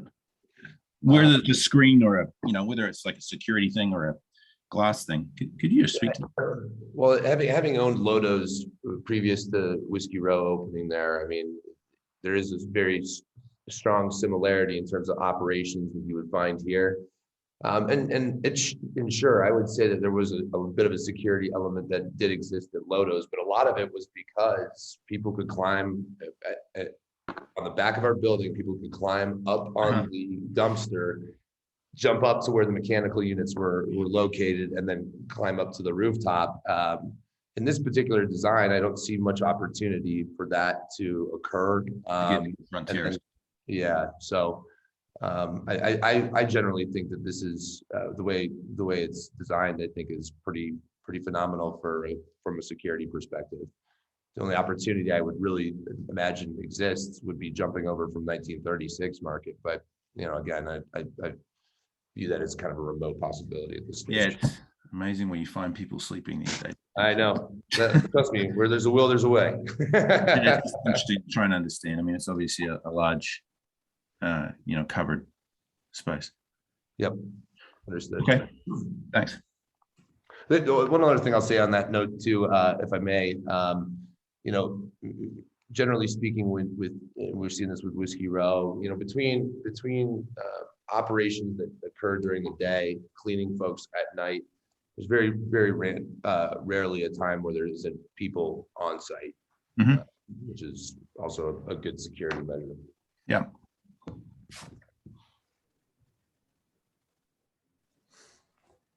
All right. Do we have any more questions for the applicant?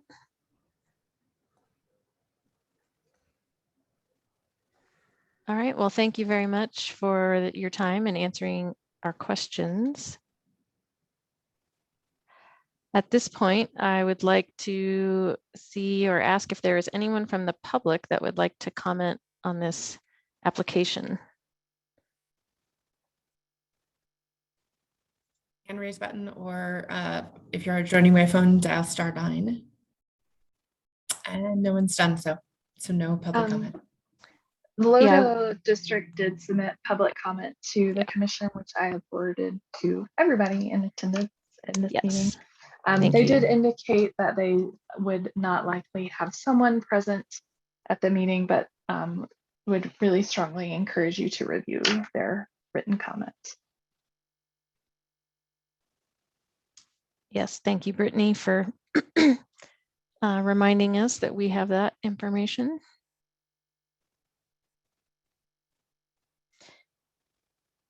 Okay, with that, we can go into commissioner deliberation.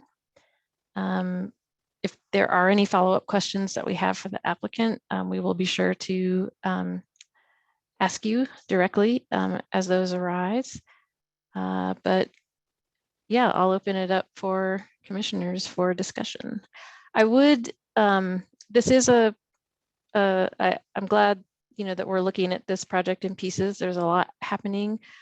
I would maybe suggest to commissioners, but tell me if you disagree, that it might be useful to discuss the two sides of the project individually at first, or maybe to address the historic building shown on the right here in this rendering first, and then maybe move to the infill, if that makes sense to folks. I know they're obviously closely related, but I feel like a lot of our questions are relating to the infill, so it might make sense to start with the historic portion on the right.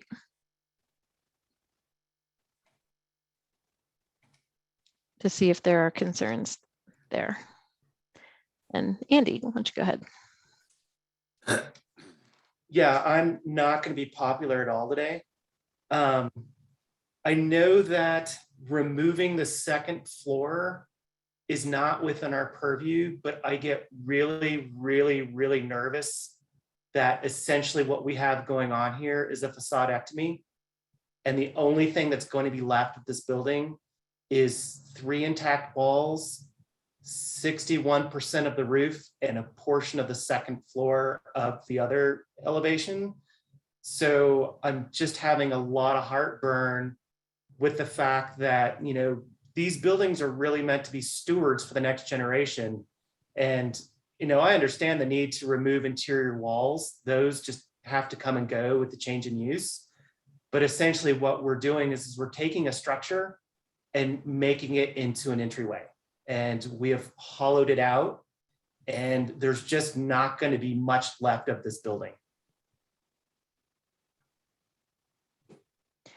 And that brings up a question I had, Andy, of, and I apologize for maybe not knowing this already, but a question for you, Brittany, is in looking at our percentage of demolition, is that's calculated just building envelope? Is that correct? So that's what our purview is limited to. So yes, the permit set will have the entire demolition plan, but we just have the building envelope.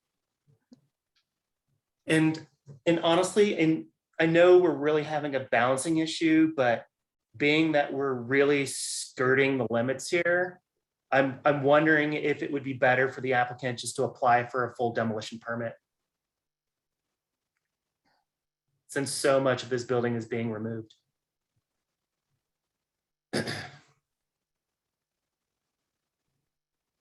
So if the owner applies for a demolition of this, it's considered a contributing building to the historic district. And so there would be a public hearing and signs posted and all that. And you all would have to make a determination as to whether demolition of a contributing building is appropriate for this site. They're not proposing to do that. So I think you all should focus on what is the plan in front of you, the application in front of you. I'd also just say that the Denver zoning code classifies total demolition slightly different than we do. Obviously, as this is a contributing building, we will treat it how we treat it. But per the Denver zoning code, total demolition is just 40% of the exterior walls. Roof does not calculate into the zoning code's calculations for total demolition. It does for us because we see roofs as character defining features of buildings. But historically, we've treated flat roofs as not character defining features. So that's just something to think about as well as discussing the demolition.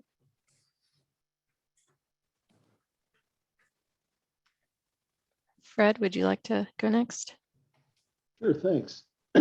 While I sympathize with what Andy says, I think we have to be very true to what the requirements are and what is and is not our purview, and we may wish to discuss whether changing that is appropriate, but that's not what we can use to review this today. I think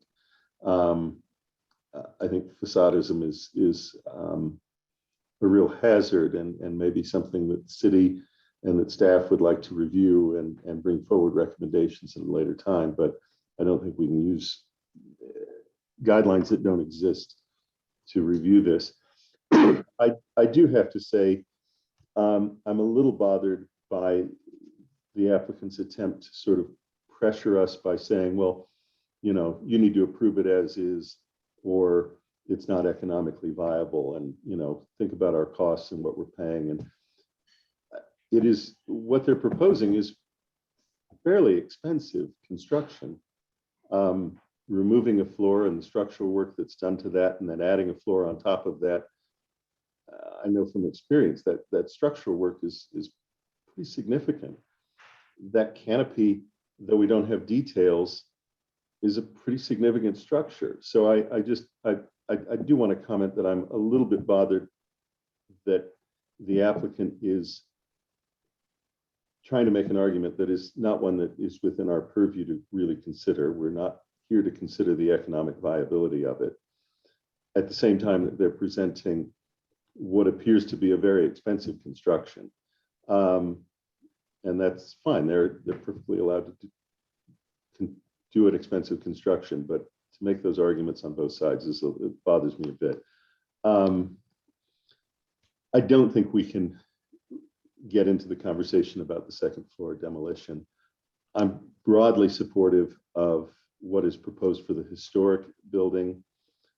I do somewhat share staff's concerns about the cantilever on the rear of the building.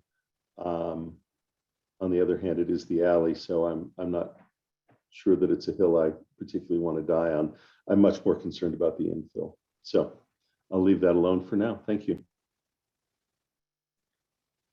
Thanks, Fred. Heather, you're welcome to jump in. Thanks, Jane. Yeah, I mean, I share Andy's sentiment. I also acknowledge that unfortunately that our only purview is the exterior, and that's kind of where we need to focus the conversation. I will kind of say that on a positive side of things, I think that the modifications that they're making to the loading dock and the access area on the front of both the historic structure and the infill are appropriate. I think that it is appropriate to replace the overhead garage door with a more traditional storefront, and are looking forward to the details in the next package on that. I appreciate the moves that they have made to kind of recess the entry on the infill piece to allow some of those existing windows in the side of the historic structure to remain. I think that that is good. In general, I don't have a whole lot of concern about the addition piece on the historic structure, although looking at kind of the perspective section that they have on page 37 of their packet, it looks as though the roof of that addition piece is intersecting with the windows that they have proposed for the front of that addition. So I think that that is something that will need much further kind of clarification and detail when they get to that detail step of what those materials are, if that's actually the correct proportion and layout of those windows and where those land. I agree with Fred on the alley that, I don't know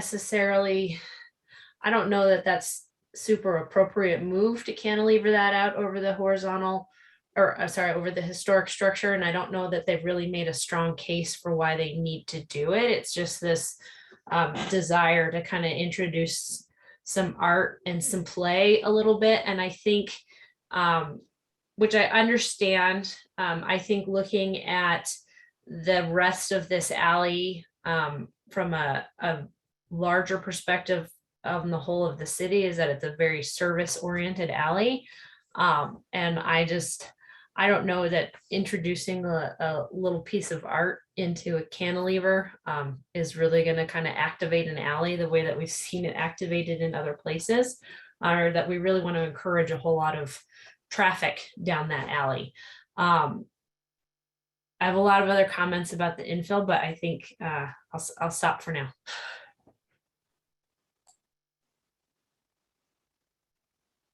Andy.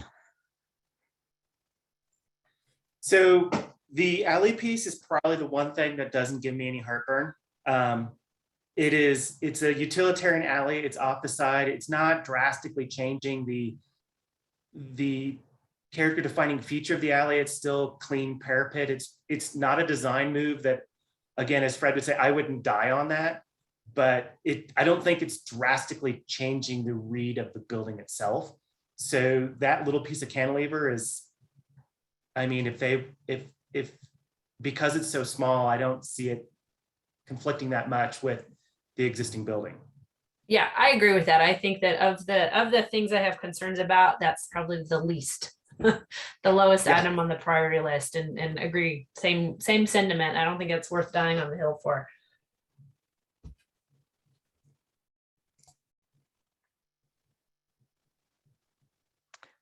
John. Yeah, just a note to say that I'm in alignment with that opinion as well. I think, you know, the cantilever is an animating feature. It's minor. It doesn't have a major impact. It's in the alley location. I don't think there's an issue. I agree on the rest of the comments, particularly around the historic building itself. And I think, you know, would be interested in moving on to the next piece of the conversation and just in support of what was just stated around that. Thanks, John.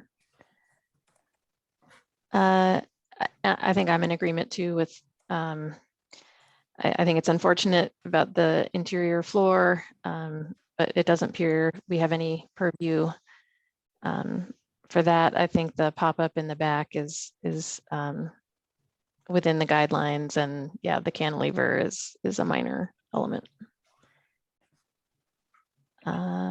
Any other thoughts on the existing historic portion? And why don't we go ahead and move on to the infill piece? And John, did you have your hand up to keep going, or I know Andy got his up quickly too. I'll take mine down. I left it up. I'll let Andy go. I can jump back in soon. Thanks. Go ahead, Andy. So to continue with my, I'm not going to be popular today. I actually find the addition to be very in keeping with the district. I find that the kind of single plane across the front kind of echoes the very simple articulation of the buildings on the block. So not kind of doing a bunch of jig-jagging and jogging around. I think just having a simple, clean front really helps tie everything in. I do disagree with staff. I find the more traditional shade structures that are put up to be very jarring in terms of seeing them down the street. And I feel like the structure that is being proposed actually camouflages itself very well as being a story, but not a story. And it's also set back pretty far. I mean, if they wanted to do a full second floor, they could, but they decided, hey, we're going to be really supportive and push it back, which I appreciate. I think they could, the one thing I would say they could restudy is maybe just pushing it back, maybe an additional 5 feet, but they'd have to look at it in section. But I think that the section they're going with is very poetic, and it's very simple, and it helps to recede that upper deck quite a bit. I think the move that they made at the entryway to kind of create the front facade flat, but then had a little bit of drama with the entryway to like express part of that original building, I think was nicely done. And I think having the mechanical units where they're at, I really struggled with where staff was at, because I feel like I was seeing them as being on the addition on the roof, and therefore I didn't notice it. And because of the way the geometry worked between, you know, we're calling it the canopy and then the mechanical screen behind it really helped obscure it. So I felt like maybe with a couple of tweaks on the addition, I felt like the addition is very nice. It fit within the guidelines, and it really did help proceed. Thanks, Andy. How about Mike? Well, Andy, some of your comments are popular with me. First of all, I think the rooftop mechanical, as shown, is absolutely the appropriate place for it. I don't see any reason for them to lose usable square footage by moving it down a level.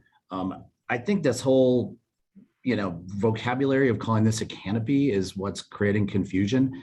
I think of it as a structure, as another floor to the building.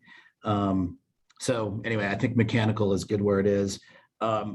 I agree also. I think it's the detailing of this. It's kind of picture framey looking, and it looks kind of odd the way that it's shown in this particular rendering.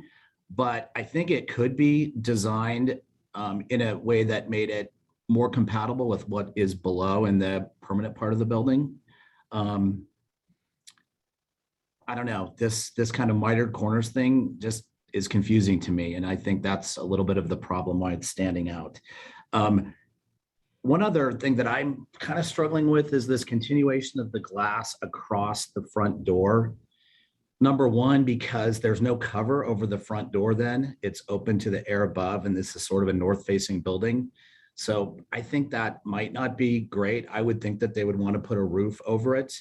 And now also we have two sides of glass that are exposed to the air and to the dirt and to the pollution. And I'm not sure that it's going to be as transparent as the applicant thinks as far as seeing through it, through the reflections that come to the glass, to the brick wall behind and to the historic windows. So I personally think that that carryover above the entrance is a little awkward and maybe not as effective. That said, the overall scale and massing and the way that it is subordinate to the buildings that flank it on either side, both in terms of setback and reduced height at this street level, I think are really successful and really respectful of the applicant. And they have given up a lot of square footage, I think, in deference to making this a successful infill design. And I am supportive of and appreciative of that. Thanks, Mike. Let's go to Heather next. Thanks, Jane. I agree a lot with a lot of what Mike kind of said, in that I think that a lot of this is going to come down to details. I am also in agreement with Andy and Mike on kind of the placement of the equipment on the roof, and kind of what kind of was brought up initially by John is that, you know, maybe this structure that we're calling a canopy isn't really a canopy, it's more of an outdoor room. And in which case that mechanical is appropriately sited on the roof of the infill construction. I'm kind of exactly on the same page with Mike as to that glass piece that kind of extends over the entry. To a certain extent, I think it's a little not really, like, I don't know that it's as successful or as useful as they would like it to be, especially when you kind of see it from above, and the concerns that Mike brought up about just what's that going to collect and what that's going to kind of gather. I do think that when we look at the streetscape perspectives that the applicant included on, I think, 24 and 25, and you really see that and how it kind of continues visually the expression of that facade to help enclose the street front. I can see it more in those perspectives and those views, and it makes a lot more sense. And so for me, I could take it or leave it. I don't know that it's going to make or break anything here. I don't necessarily have a huge concern with, you know, if we're looking at mass and proportion of kind of the canopy structure, I'm not sold on the design piece of it. I think the letter from the Lodo district kind of referred to it as a band shell, and that was the same feeling that I got in looking at it, as it feels like kind of an amphitheater, a band shell structure. And I think that there is a way to kind of refine that and detail that so that it still feels of its time, it still feels appropriate, but that the detailing of it and kind of the way that it's treated is a little less kind of contemporary piece up there, and is a little bit more reflective of materials and shapes and details that you see throughout the rest of the district. The only other thing that I wanted to kind of say is that, you know, in Brittany's presentation, she talked about this front facade piece and how it is a tall one-story structure, but defined to look like two. And I actually really disagree with that. I think, especially when you look at some of these 3D views, like the one that Brittany's got up on the screen here, and it's really apparent on page 46 of their packet.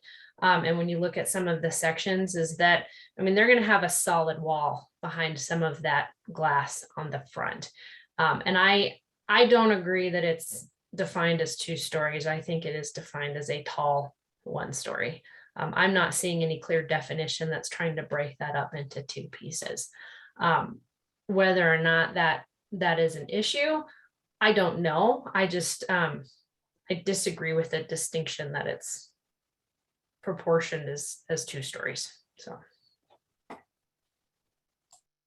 Thanks, Heather. Let's go to Fred next. Thanks. Boy, there's lots of great comments today. And appreciate what Heather just said, looking beyond the glass. Yeah, there is a strong mullion line there, but that may not be enough to distinguish it as 2 stories on that piece.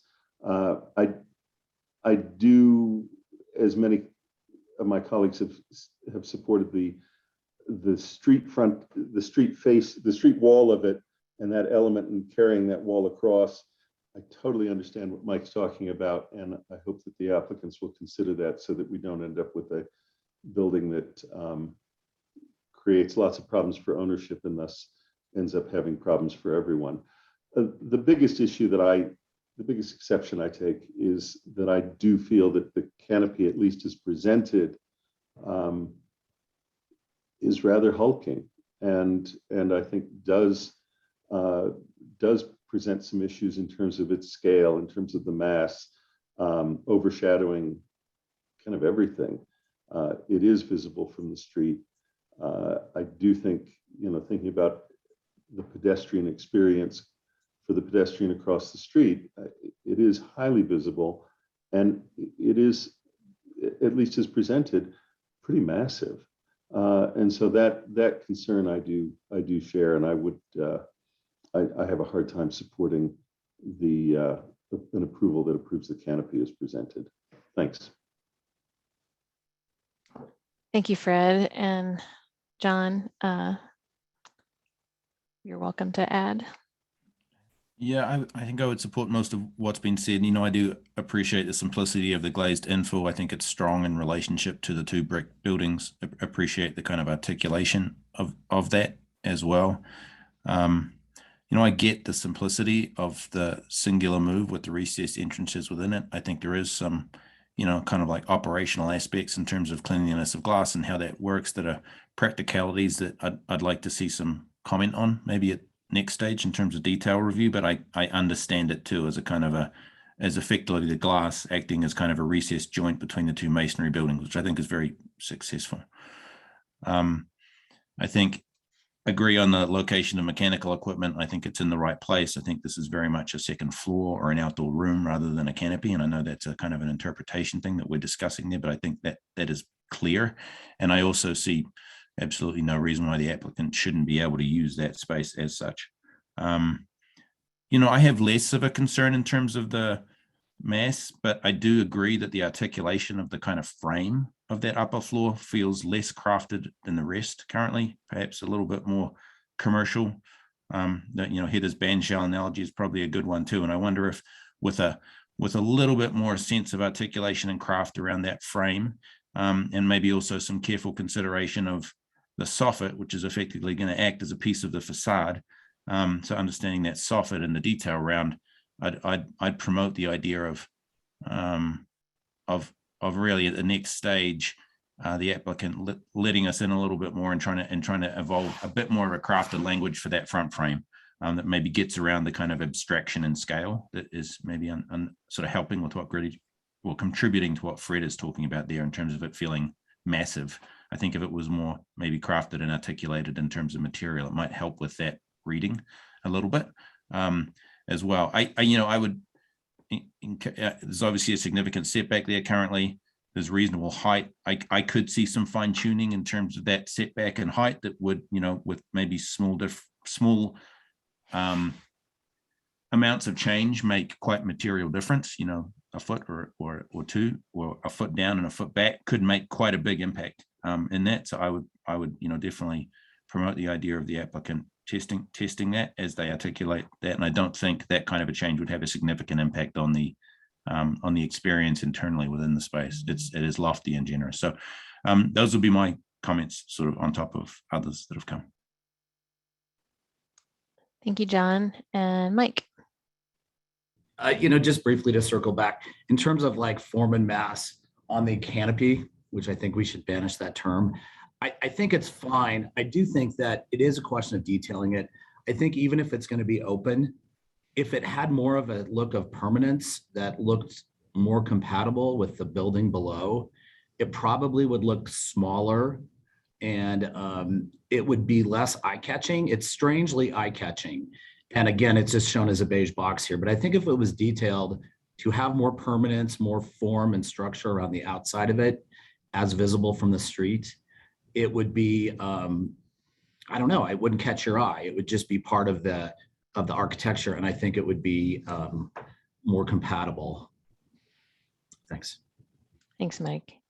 And Andy. Yeah, I'm just trying to maybe move people towards a decision here. Is the form, mass, and scale as presented acceptable, with an emphasis on, hey, your final detailing and finishes really need to focus on how do we try and, for the lack of better, make this more concrete or make it relate more to the existing masonry buildings? Or are we saying, regardless of how you try and articulate this, we think the form, mass, and scale is too big? So I just wanted to propose those two things out there so we can start maybe ways to our motion. Yeah, I appreciate that, Andy. And I think the only thing I was going to add to everyone's, I think, very insightful comments is that for me, just because we are looking at mass, form, and context, I think the closer you are to the ground, the stronger this project is, and the higher up we go is where I start to have some concerns on the massing. I agree with others that say the mechanical mezzanine is okay where it is. It aligns with the pop-up addition on the building to the right, which is set back far enough that I have not heard any expressed concerns. It's extremely minimally visible from the street. Where I have a massing issue is the, I don't know what our new word should be for canopy, but I think that element is very visible. I think Mike, to your comment, the mitered corners was an attempt to get kind of a razor thin edge to try to make it disappear. But, structurally, you kind of have to do that sort of a miter to get the structure in there. But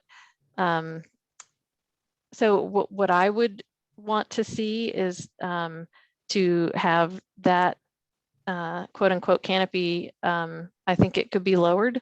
I think it would make it less visible, and you would still have lots of usable space. It wouldn't cut down on the usable space. It would just cut down on the height. And I think that would help the massing a great deal.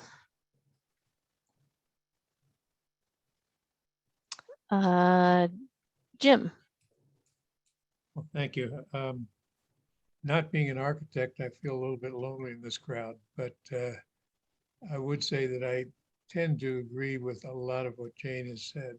In fact, I agree totally with that. And I think the rest of you have made some good comments too. I have, my biggest problem is with the canopy, its size. And one question I have is, when do we think about, and I assume the applicants thought about it too, how does this area behave in the winter? We have kind of weird winters here and weird spring times and all that.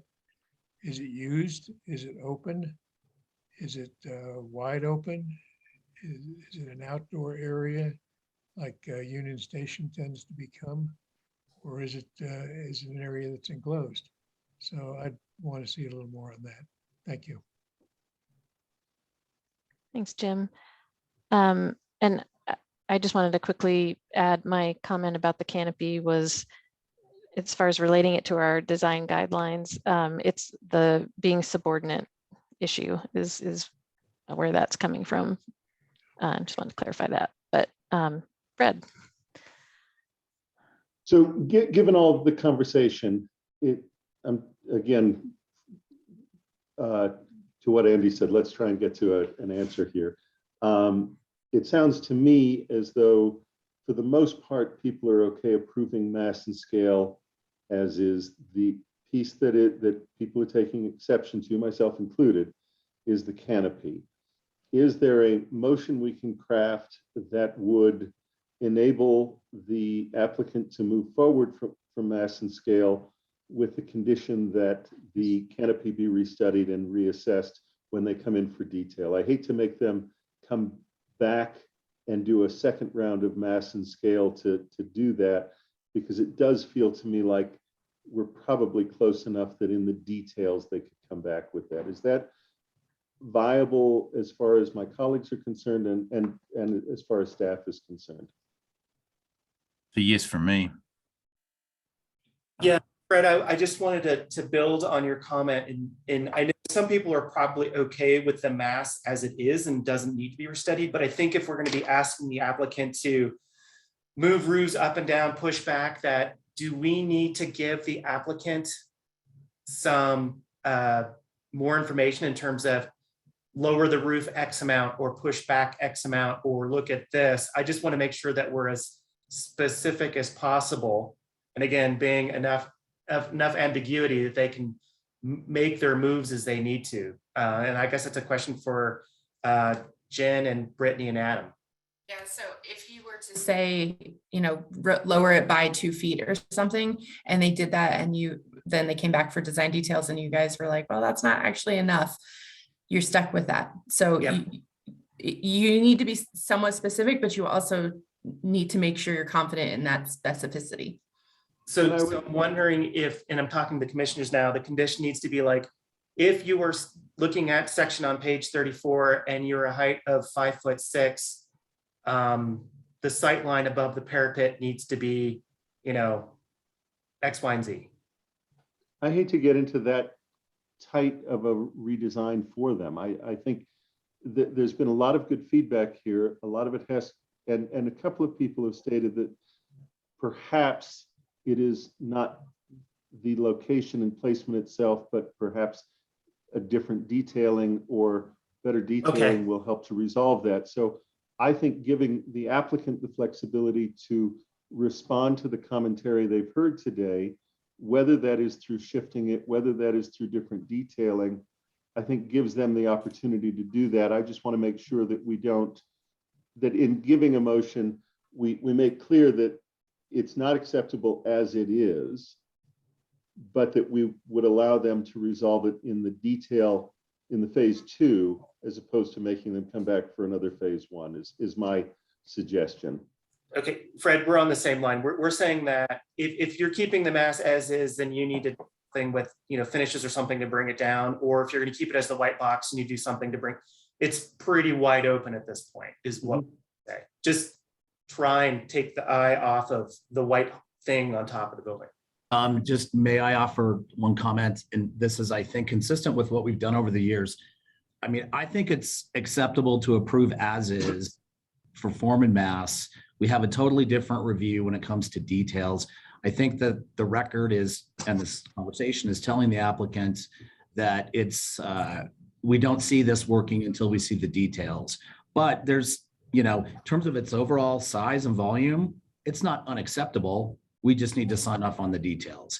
And I would be extremely loath to give them any specific direction on take it back 5 feet, take it down 2 feet.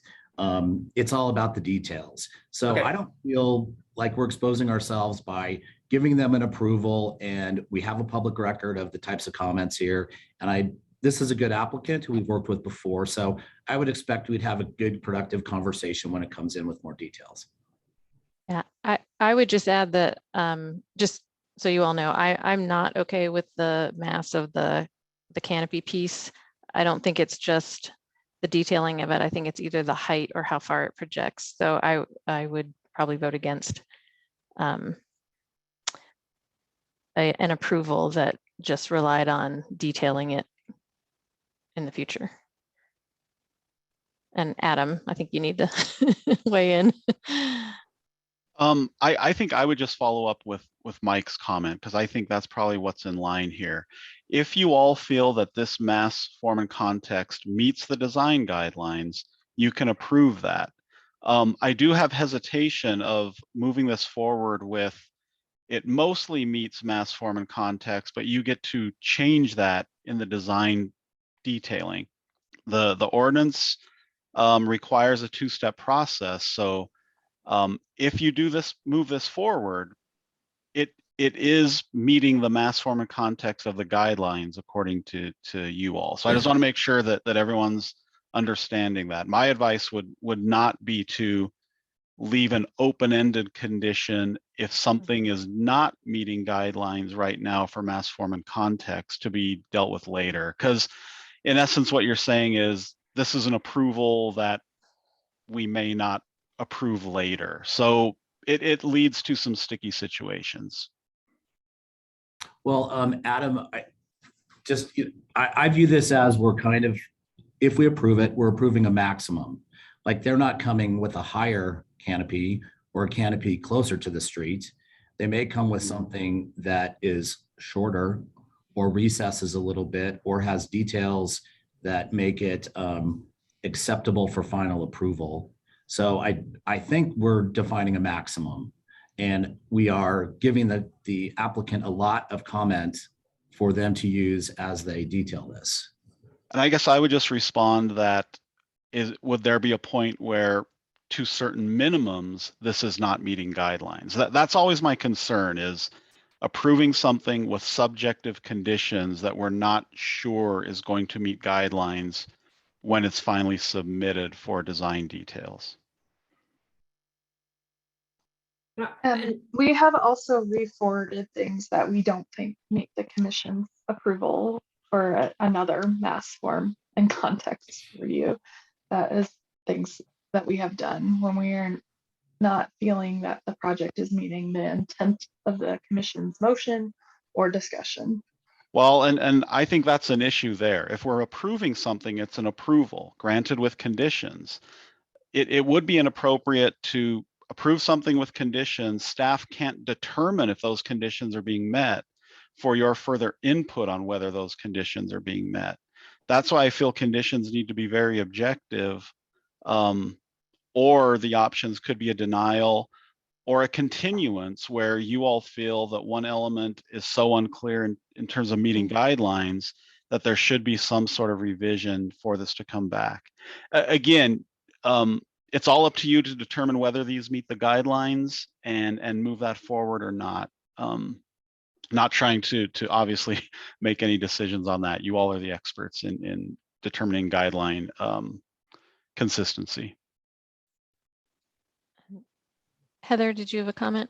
I was just gonna kind of think out loud and wonder if perhaps the appropriate approach, and this may not be objective enough, but if the appropriate approach is to approve it conditionally with the condition that the second level roof structure, to not call it a canopy, is further visually reduced in the design detail phase, based on comments and testimony. I don't know if that is leaving it still too subjective or not, but thought that could be an approach we could take. Question is, where visually reduced from where? Yeah, right. Because like right up front in front of the building, it is already visually reduced. So just part of the conversation. I'm going to suggest that, based on what Adam has said, and based on what I think is some fairly substantial concerns about this without our wanting to redesign it for them, that maybe a continuance would be the most appropriate thing at this stage. It's only when you don't have enough information. It's not about redesigning.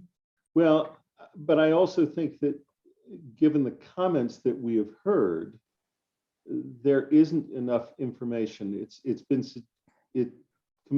Some commissioners have said that they think that possibly the location is okay if we understood better what it looks like, if we understood some of that better. And so it does lead me to think that maybe we don't have enough information to really make a decision about the canopy second story roof structure, and that coming back with more information might help us to get to resolve this in a way that it does not expose us to accusations that we have made an arbitrary decision either now or down the road if we approve it today and they come back with something that we're not happy with later. So I actually would support a continuance. I would suggest that I've heard many commissioners say they're comfortable with the mass massing as presented. It's more about the design details. I would suggest maybe a motion and see where. I'm happy to make a motion. May I just make one other point? This is a two-step approval process, and in past projects, the final design is quite a bit more refined and somewhat different than the mass form and context approval. And things, there is a robust discussion about details when we go to the next approval. And our motions always say presented testimony. It has all the recitation of our conversation. So I am personally not concerned that we still don't get to talk about how this appears when detailed in their final design. I'm in the camp of generally this is acceptable to me.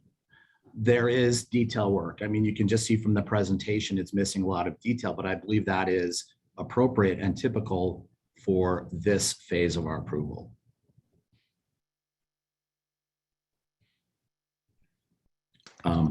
Then, yeah, it sounds like, would you like to make a motion, Mike, or would someone else like to make a motion? I'll make a motion and then again, people can debate it. I have to find it. I'm scrolling. All right, so I'm going to base this on the staff's first suggested motion, but I'm going to eliminate some of the conditions. That's what I'm going to attempt to do. The motion is, I move to approve application 2022 COA-145 for the new addition, phase 1, mass form and context at 1920 Market Street, per policy 1.1, 1.3, 1.4, 4.1, 5.1, 5.2, 5.3, 8.1, and design guidelines 1.1.1, 1.1.3, 1.1.4, 1.3.1, 1.4.1, 1.4.2, 1.4.3, 4.1.1, 4.1.2, 4.1.5, 5.1.1, 5.1.3, 5.2.1, 5.2.2, 5.3.1, 5.3.2, 8.8.1, presented testimony, submitted documentation, and information provided in the staff report. I'll second. Thank you, Mike, for the motion and Andy for the second. So let's do a roll call, unless there's any proposed amendments or discussion of the motion. Okay, so let's start with Mike. Aye. Andy? Aye. Fred? No. Jim? No. John? Aye. Heather? Aye. And Jane is a no. So the motion passes with 3 no's and 4 yeses. The motion do the does math not, right? the That's motion does correct. I not didn't? pass. Based on the ordinance, there needs to be 5 votes to Oh. pass a motion. Apologies. So we were 4-3. Okay. Yes. Can we get to a revised motion with a condition? I'm just It talking would- to who are in it the would- net. Yeah, it'd be a new motion, just an FYI. Yeah. I'm just concerned about the viability of a condition that's very subjective at this point. Me too. Which is why I mean, clearly we're going to have to re-review the canopy, it seems to me. Again, I'm not sure there's enough information, but it seems to me that we're going to have to re-review that canopy. I don't see another path.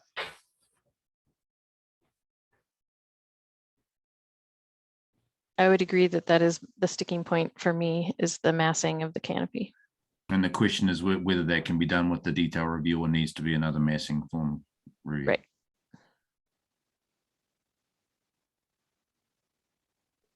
Seems to me Does that staff want to weigh in on that at all? Like what would be your typical expectation?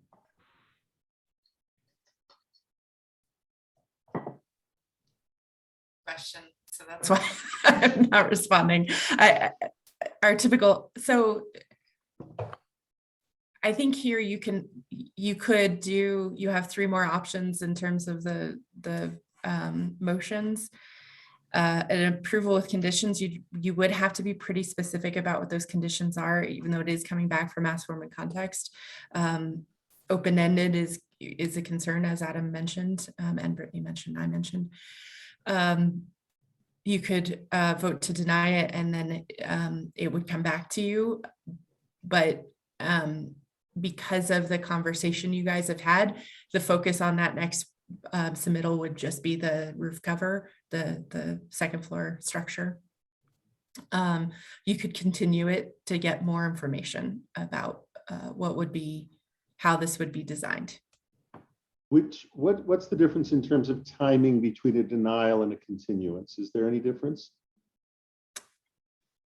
I mean, yeah, go ahead. A continuance has to be set for a date certain, so you would select a date certain. The next meeting is going to be in June. The filing deadline. The filing deadline for that is this Tuesday. So, I mean, it's really like you could set a continuance for June 2nd, or they could potentially get an application in by the 10th, and we could get them scheduled for June 2nd as well. So if it's a continuance, it has the same they have to resubmit the application, or could they'd have to submit the information requested by the commission. And would it have the same date due, or would they have more time? No, same deadline. And it's just supplemental information. It's not any redesign. It's the exact same design with additional information. Yeah, so that's not what we're looking for, I don't think. Right. I mean, well, I would disagree with that. I think one way a continuance can be dealt with is if you all feel the majority of this design meets the guidelines, but there's one sticking point that just is not working for you. I think there could be a resubmittal of that facet. And I think right now we're talking about the roof structure canopy issue. That's what my reading of the commission right now is, that there's uncertainty on whether that meets design guidelines for mass form and context. Mm-hmm. So yeah, that is one option. I think ideally you would probably want to get the applicant's buy-in on whether a continuance is amenable to them. If not, you may all want to discuss whether a denial would be proper in this point. Is there any time frame required between mass form and context and detail review? It's the filing deadline, so 3 weeks and 2 days exactly. We cannot accept the design detail application until we approve the mass form and context, and it meets the minimum filing deadline to return to the commission for review. Understood. So there's no sort of sequential lockup between being able to do them both at the same time. Yeah. So they would have to submit a revised roof structure detail by Tuesday to meet the deadline for the next meeting. So basically, ask the applicant how they feel about that? Yeah. Real quick, basically you're looking at another phase 1 on June 2nd, and the design details August 4th. That would be the quickest. And I don't know how that locks up with it would be interesting to discuss that with the applicant in terms of how that locks up with their broader design stage process. So I'd be interested in hearing from them on that, knowing that we're also talking about quite a specific element. And I think we've had a pretty cogent conversation which they've been listening to, so they should have a lot of good feedback to run with in terms of the approach to that element. And I also counted wrong. You could do design details in July. Yeah, I was thinking the same thing. So Peter, I've allowed you to unmute yourself. You're welcome to chime in, but please be very specific about the timing and not about the design. Yeah, so if we understand you correctly, we'd have to have the resubmittal in this coming Tuesday. Is that correct, Brittany? That's correct. Yes. Yeah, that's not feasible, because we would just be putting something in front of you that is not well thought through and to just try and hit a date. I don't think it'd be productive for anybody. We could also continue it and put the date certain to the July hearing, not try to hit the June hearing if that is more amenable. I think on our end, we're trying to help you get things moving quickly, but understand that that may not be feasible. So the July meeting would be July 7, and the filing deadline is June 14.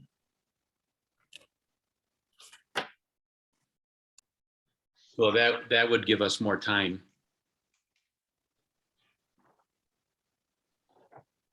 Sorry, and the soonest we could do the detail review following that would be another, basically effectively the next meeting, another month. Mhm. So that would put that into August. Yeah, but the problem is, so that the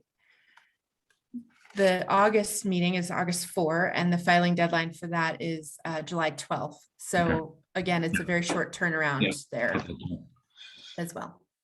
Yeah, though the applicant does have the guidance at this stage that the board views the rest of it as ready to move on. So they could, at their own, at their own risk, I suppose, but they could then proceed with preparing their detailed work for the rest of the project, and that's really a question for them to manage. So sounds to me like a continuance to July might be the most effective. What do we need to do that to do a motion? One quick question. Is it possible for the applicant to do a revised mass form and context and a detail review in one meeting? You have to have a mass form and context approval before you can even submit for. To clarify that. Yeah. I was trying to clarify that too, Jen. Yeah. I'm sorry. So Fred, your question was So in is order to July? continue, do we need a motion then? Is that the process? Yes, you would need to say, I move to continue, and then application, blah, blah, blah, Okay. and then set that date. If it's okay, I would like to do that. Can I just jump in really quick? And I want to just make sure the commission's all on the same page here.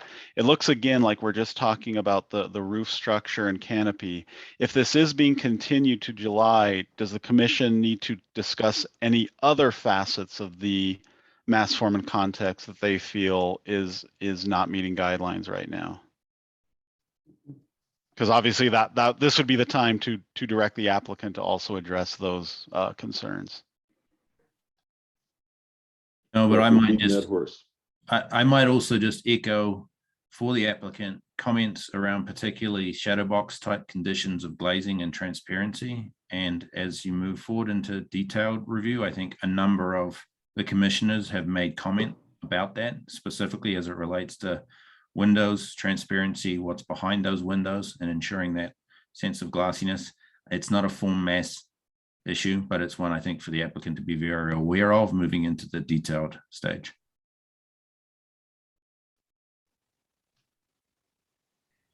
May I make a motion? I move to continue the hearing for application 2022 COA 145 for the new addition phase 1 mass form and context at 1920 Market Street to the meeting of 7 July this year. Thank you, Fred. Is there a second? Second. I think that was Jim. Thank you, Jim.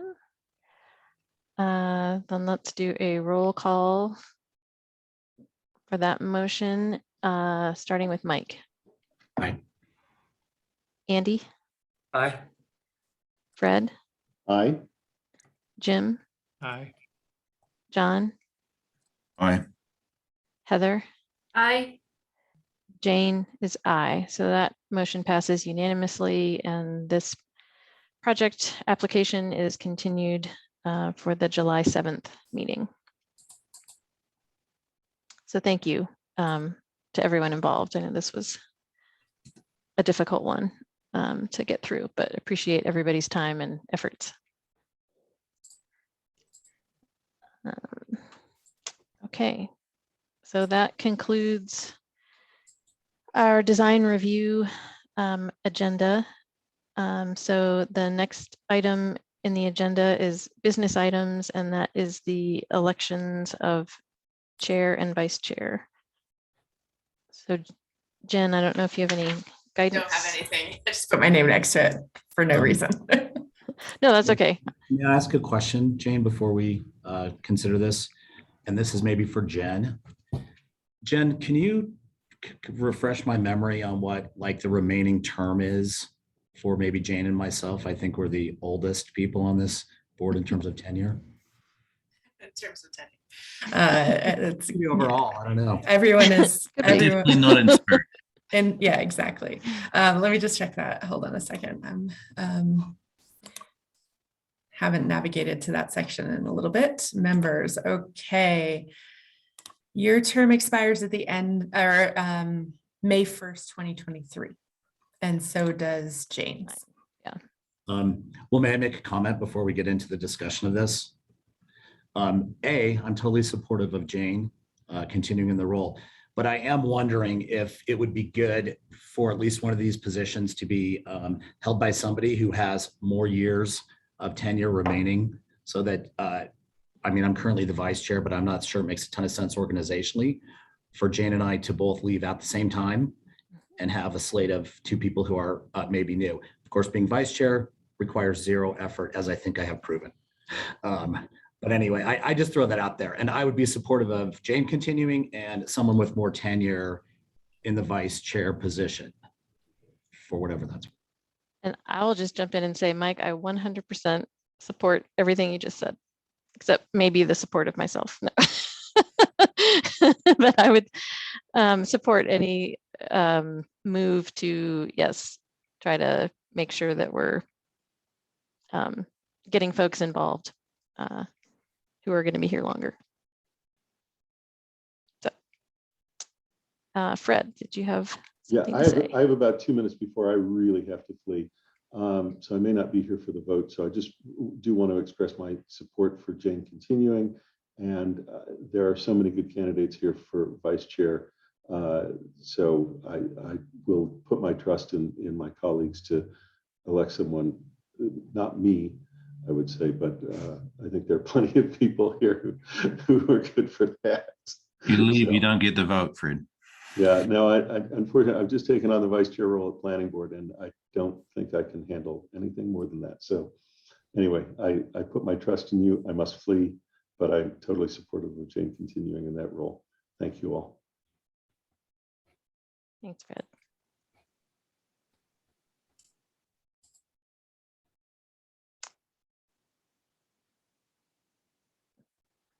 Oh. So we're looking for nominations. Is that correct, Jen, that we need someone to nominate and then seconds and voting? Hey, Jane, can I Assuming ask, yeah. I don't know. I think in some past years, we just nominate people cold and they're like, oh, and I know this might be awkward, but if anybody has an interest, I would certainly like to know who Yes. would be interested in the role and who would not. So that, you know, everybody's hopefully we nominate someone who really is interested in doing it, I guess. Yeah. Jen, are we confident in the mayor's office approving me for another term? I believe so. I mean, I wouldn't have an objection to coming on as vice chair. I just don't know if that creates an issue that hasn't been approved yet. No, but I think if the mayor's office doesn't reappoint you, then we have an election at the next meeting. Okay, I would not mind taking that on. I did it for landmarks and had no objection to do that. So if there are no other, if nobody else wants to do it, I will happily take that role on.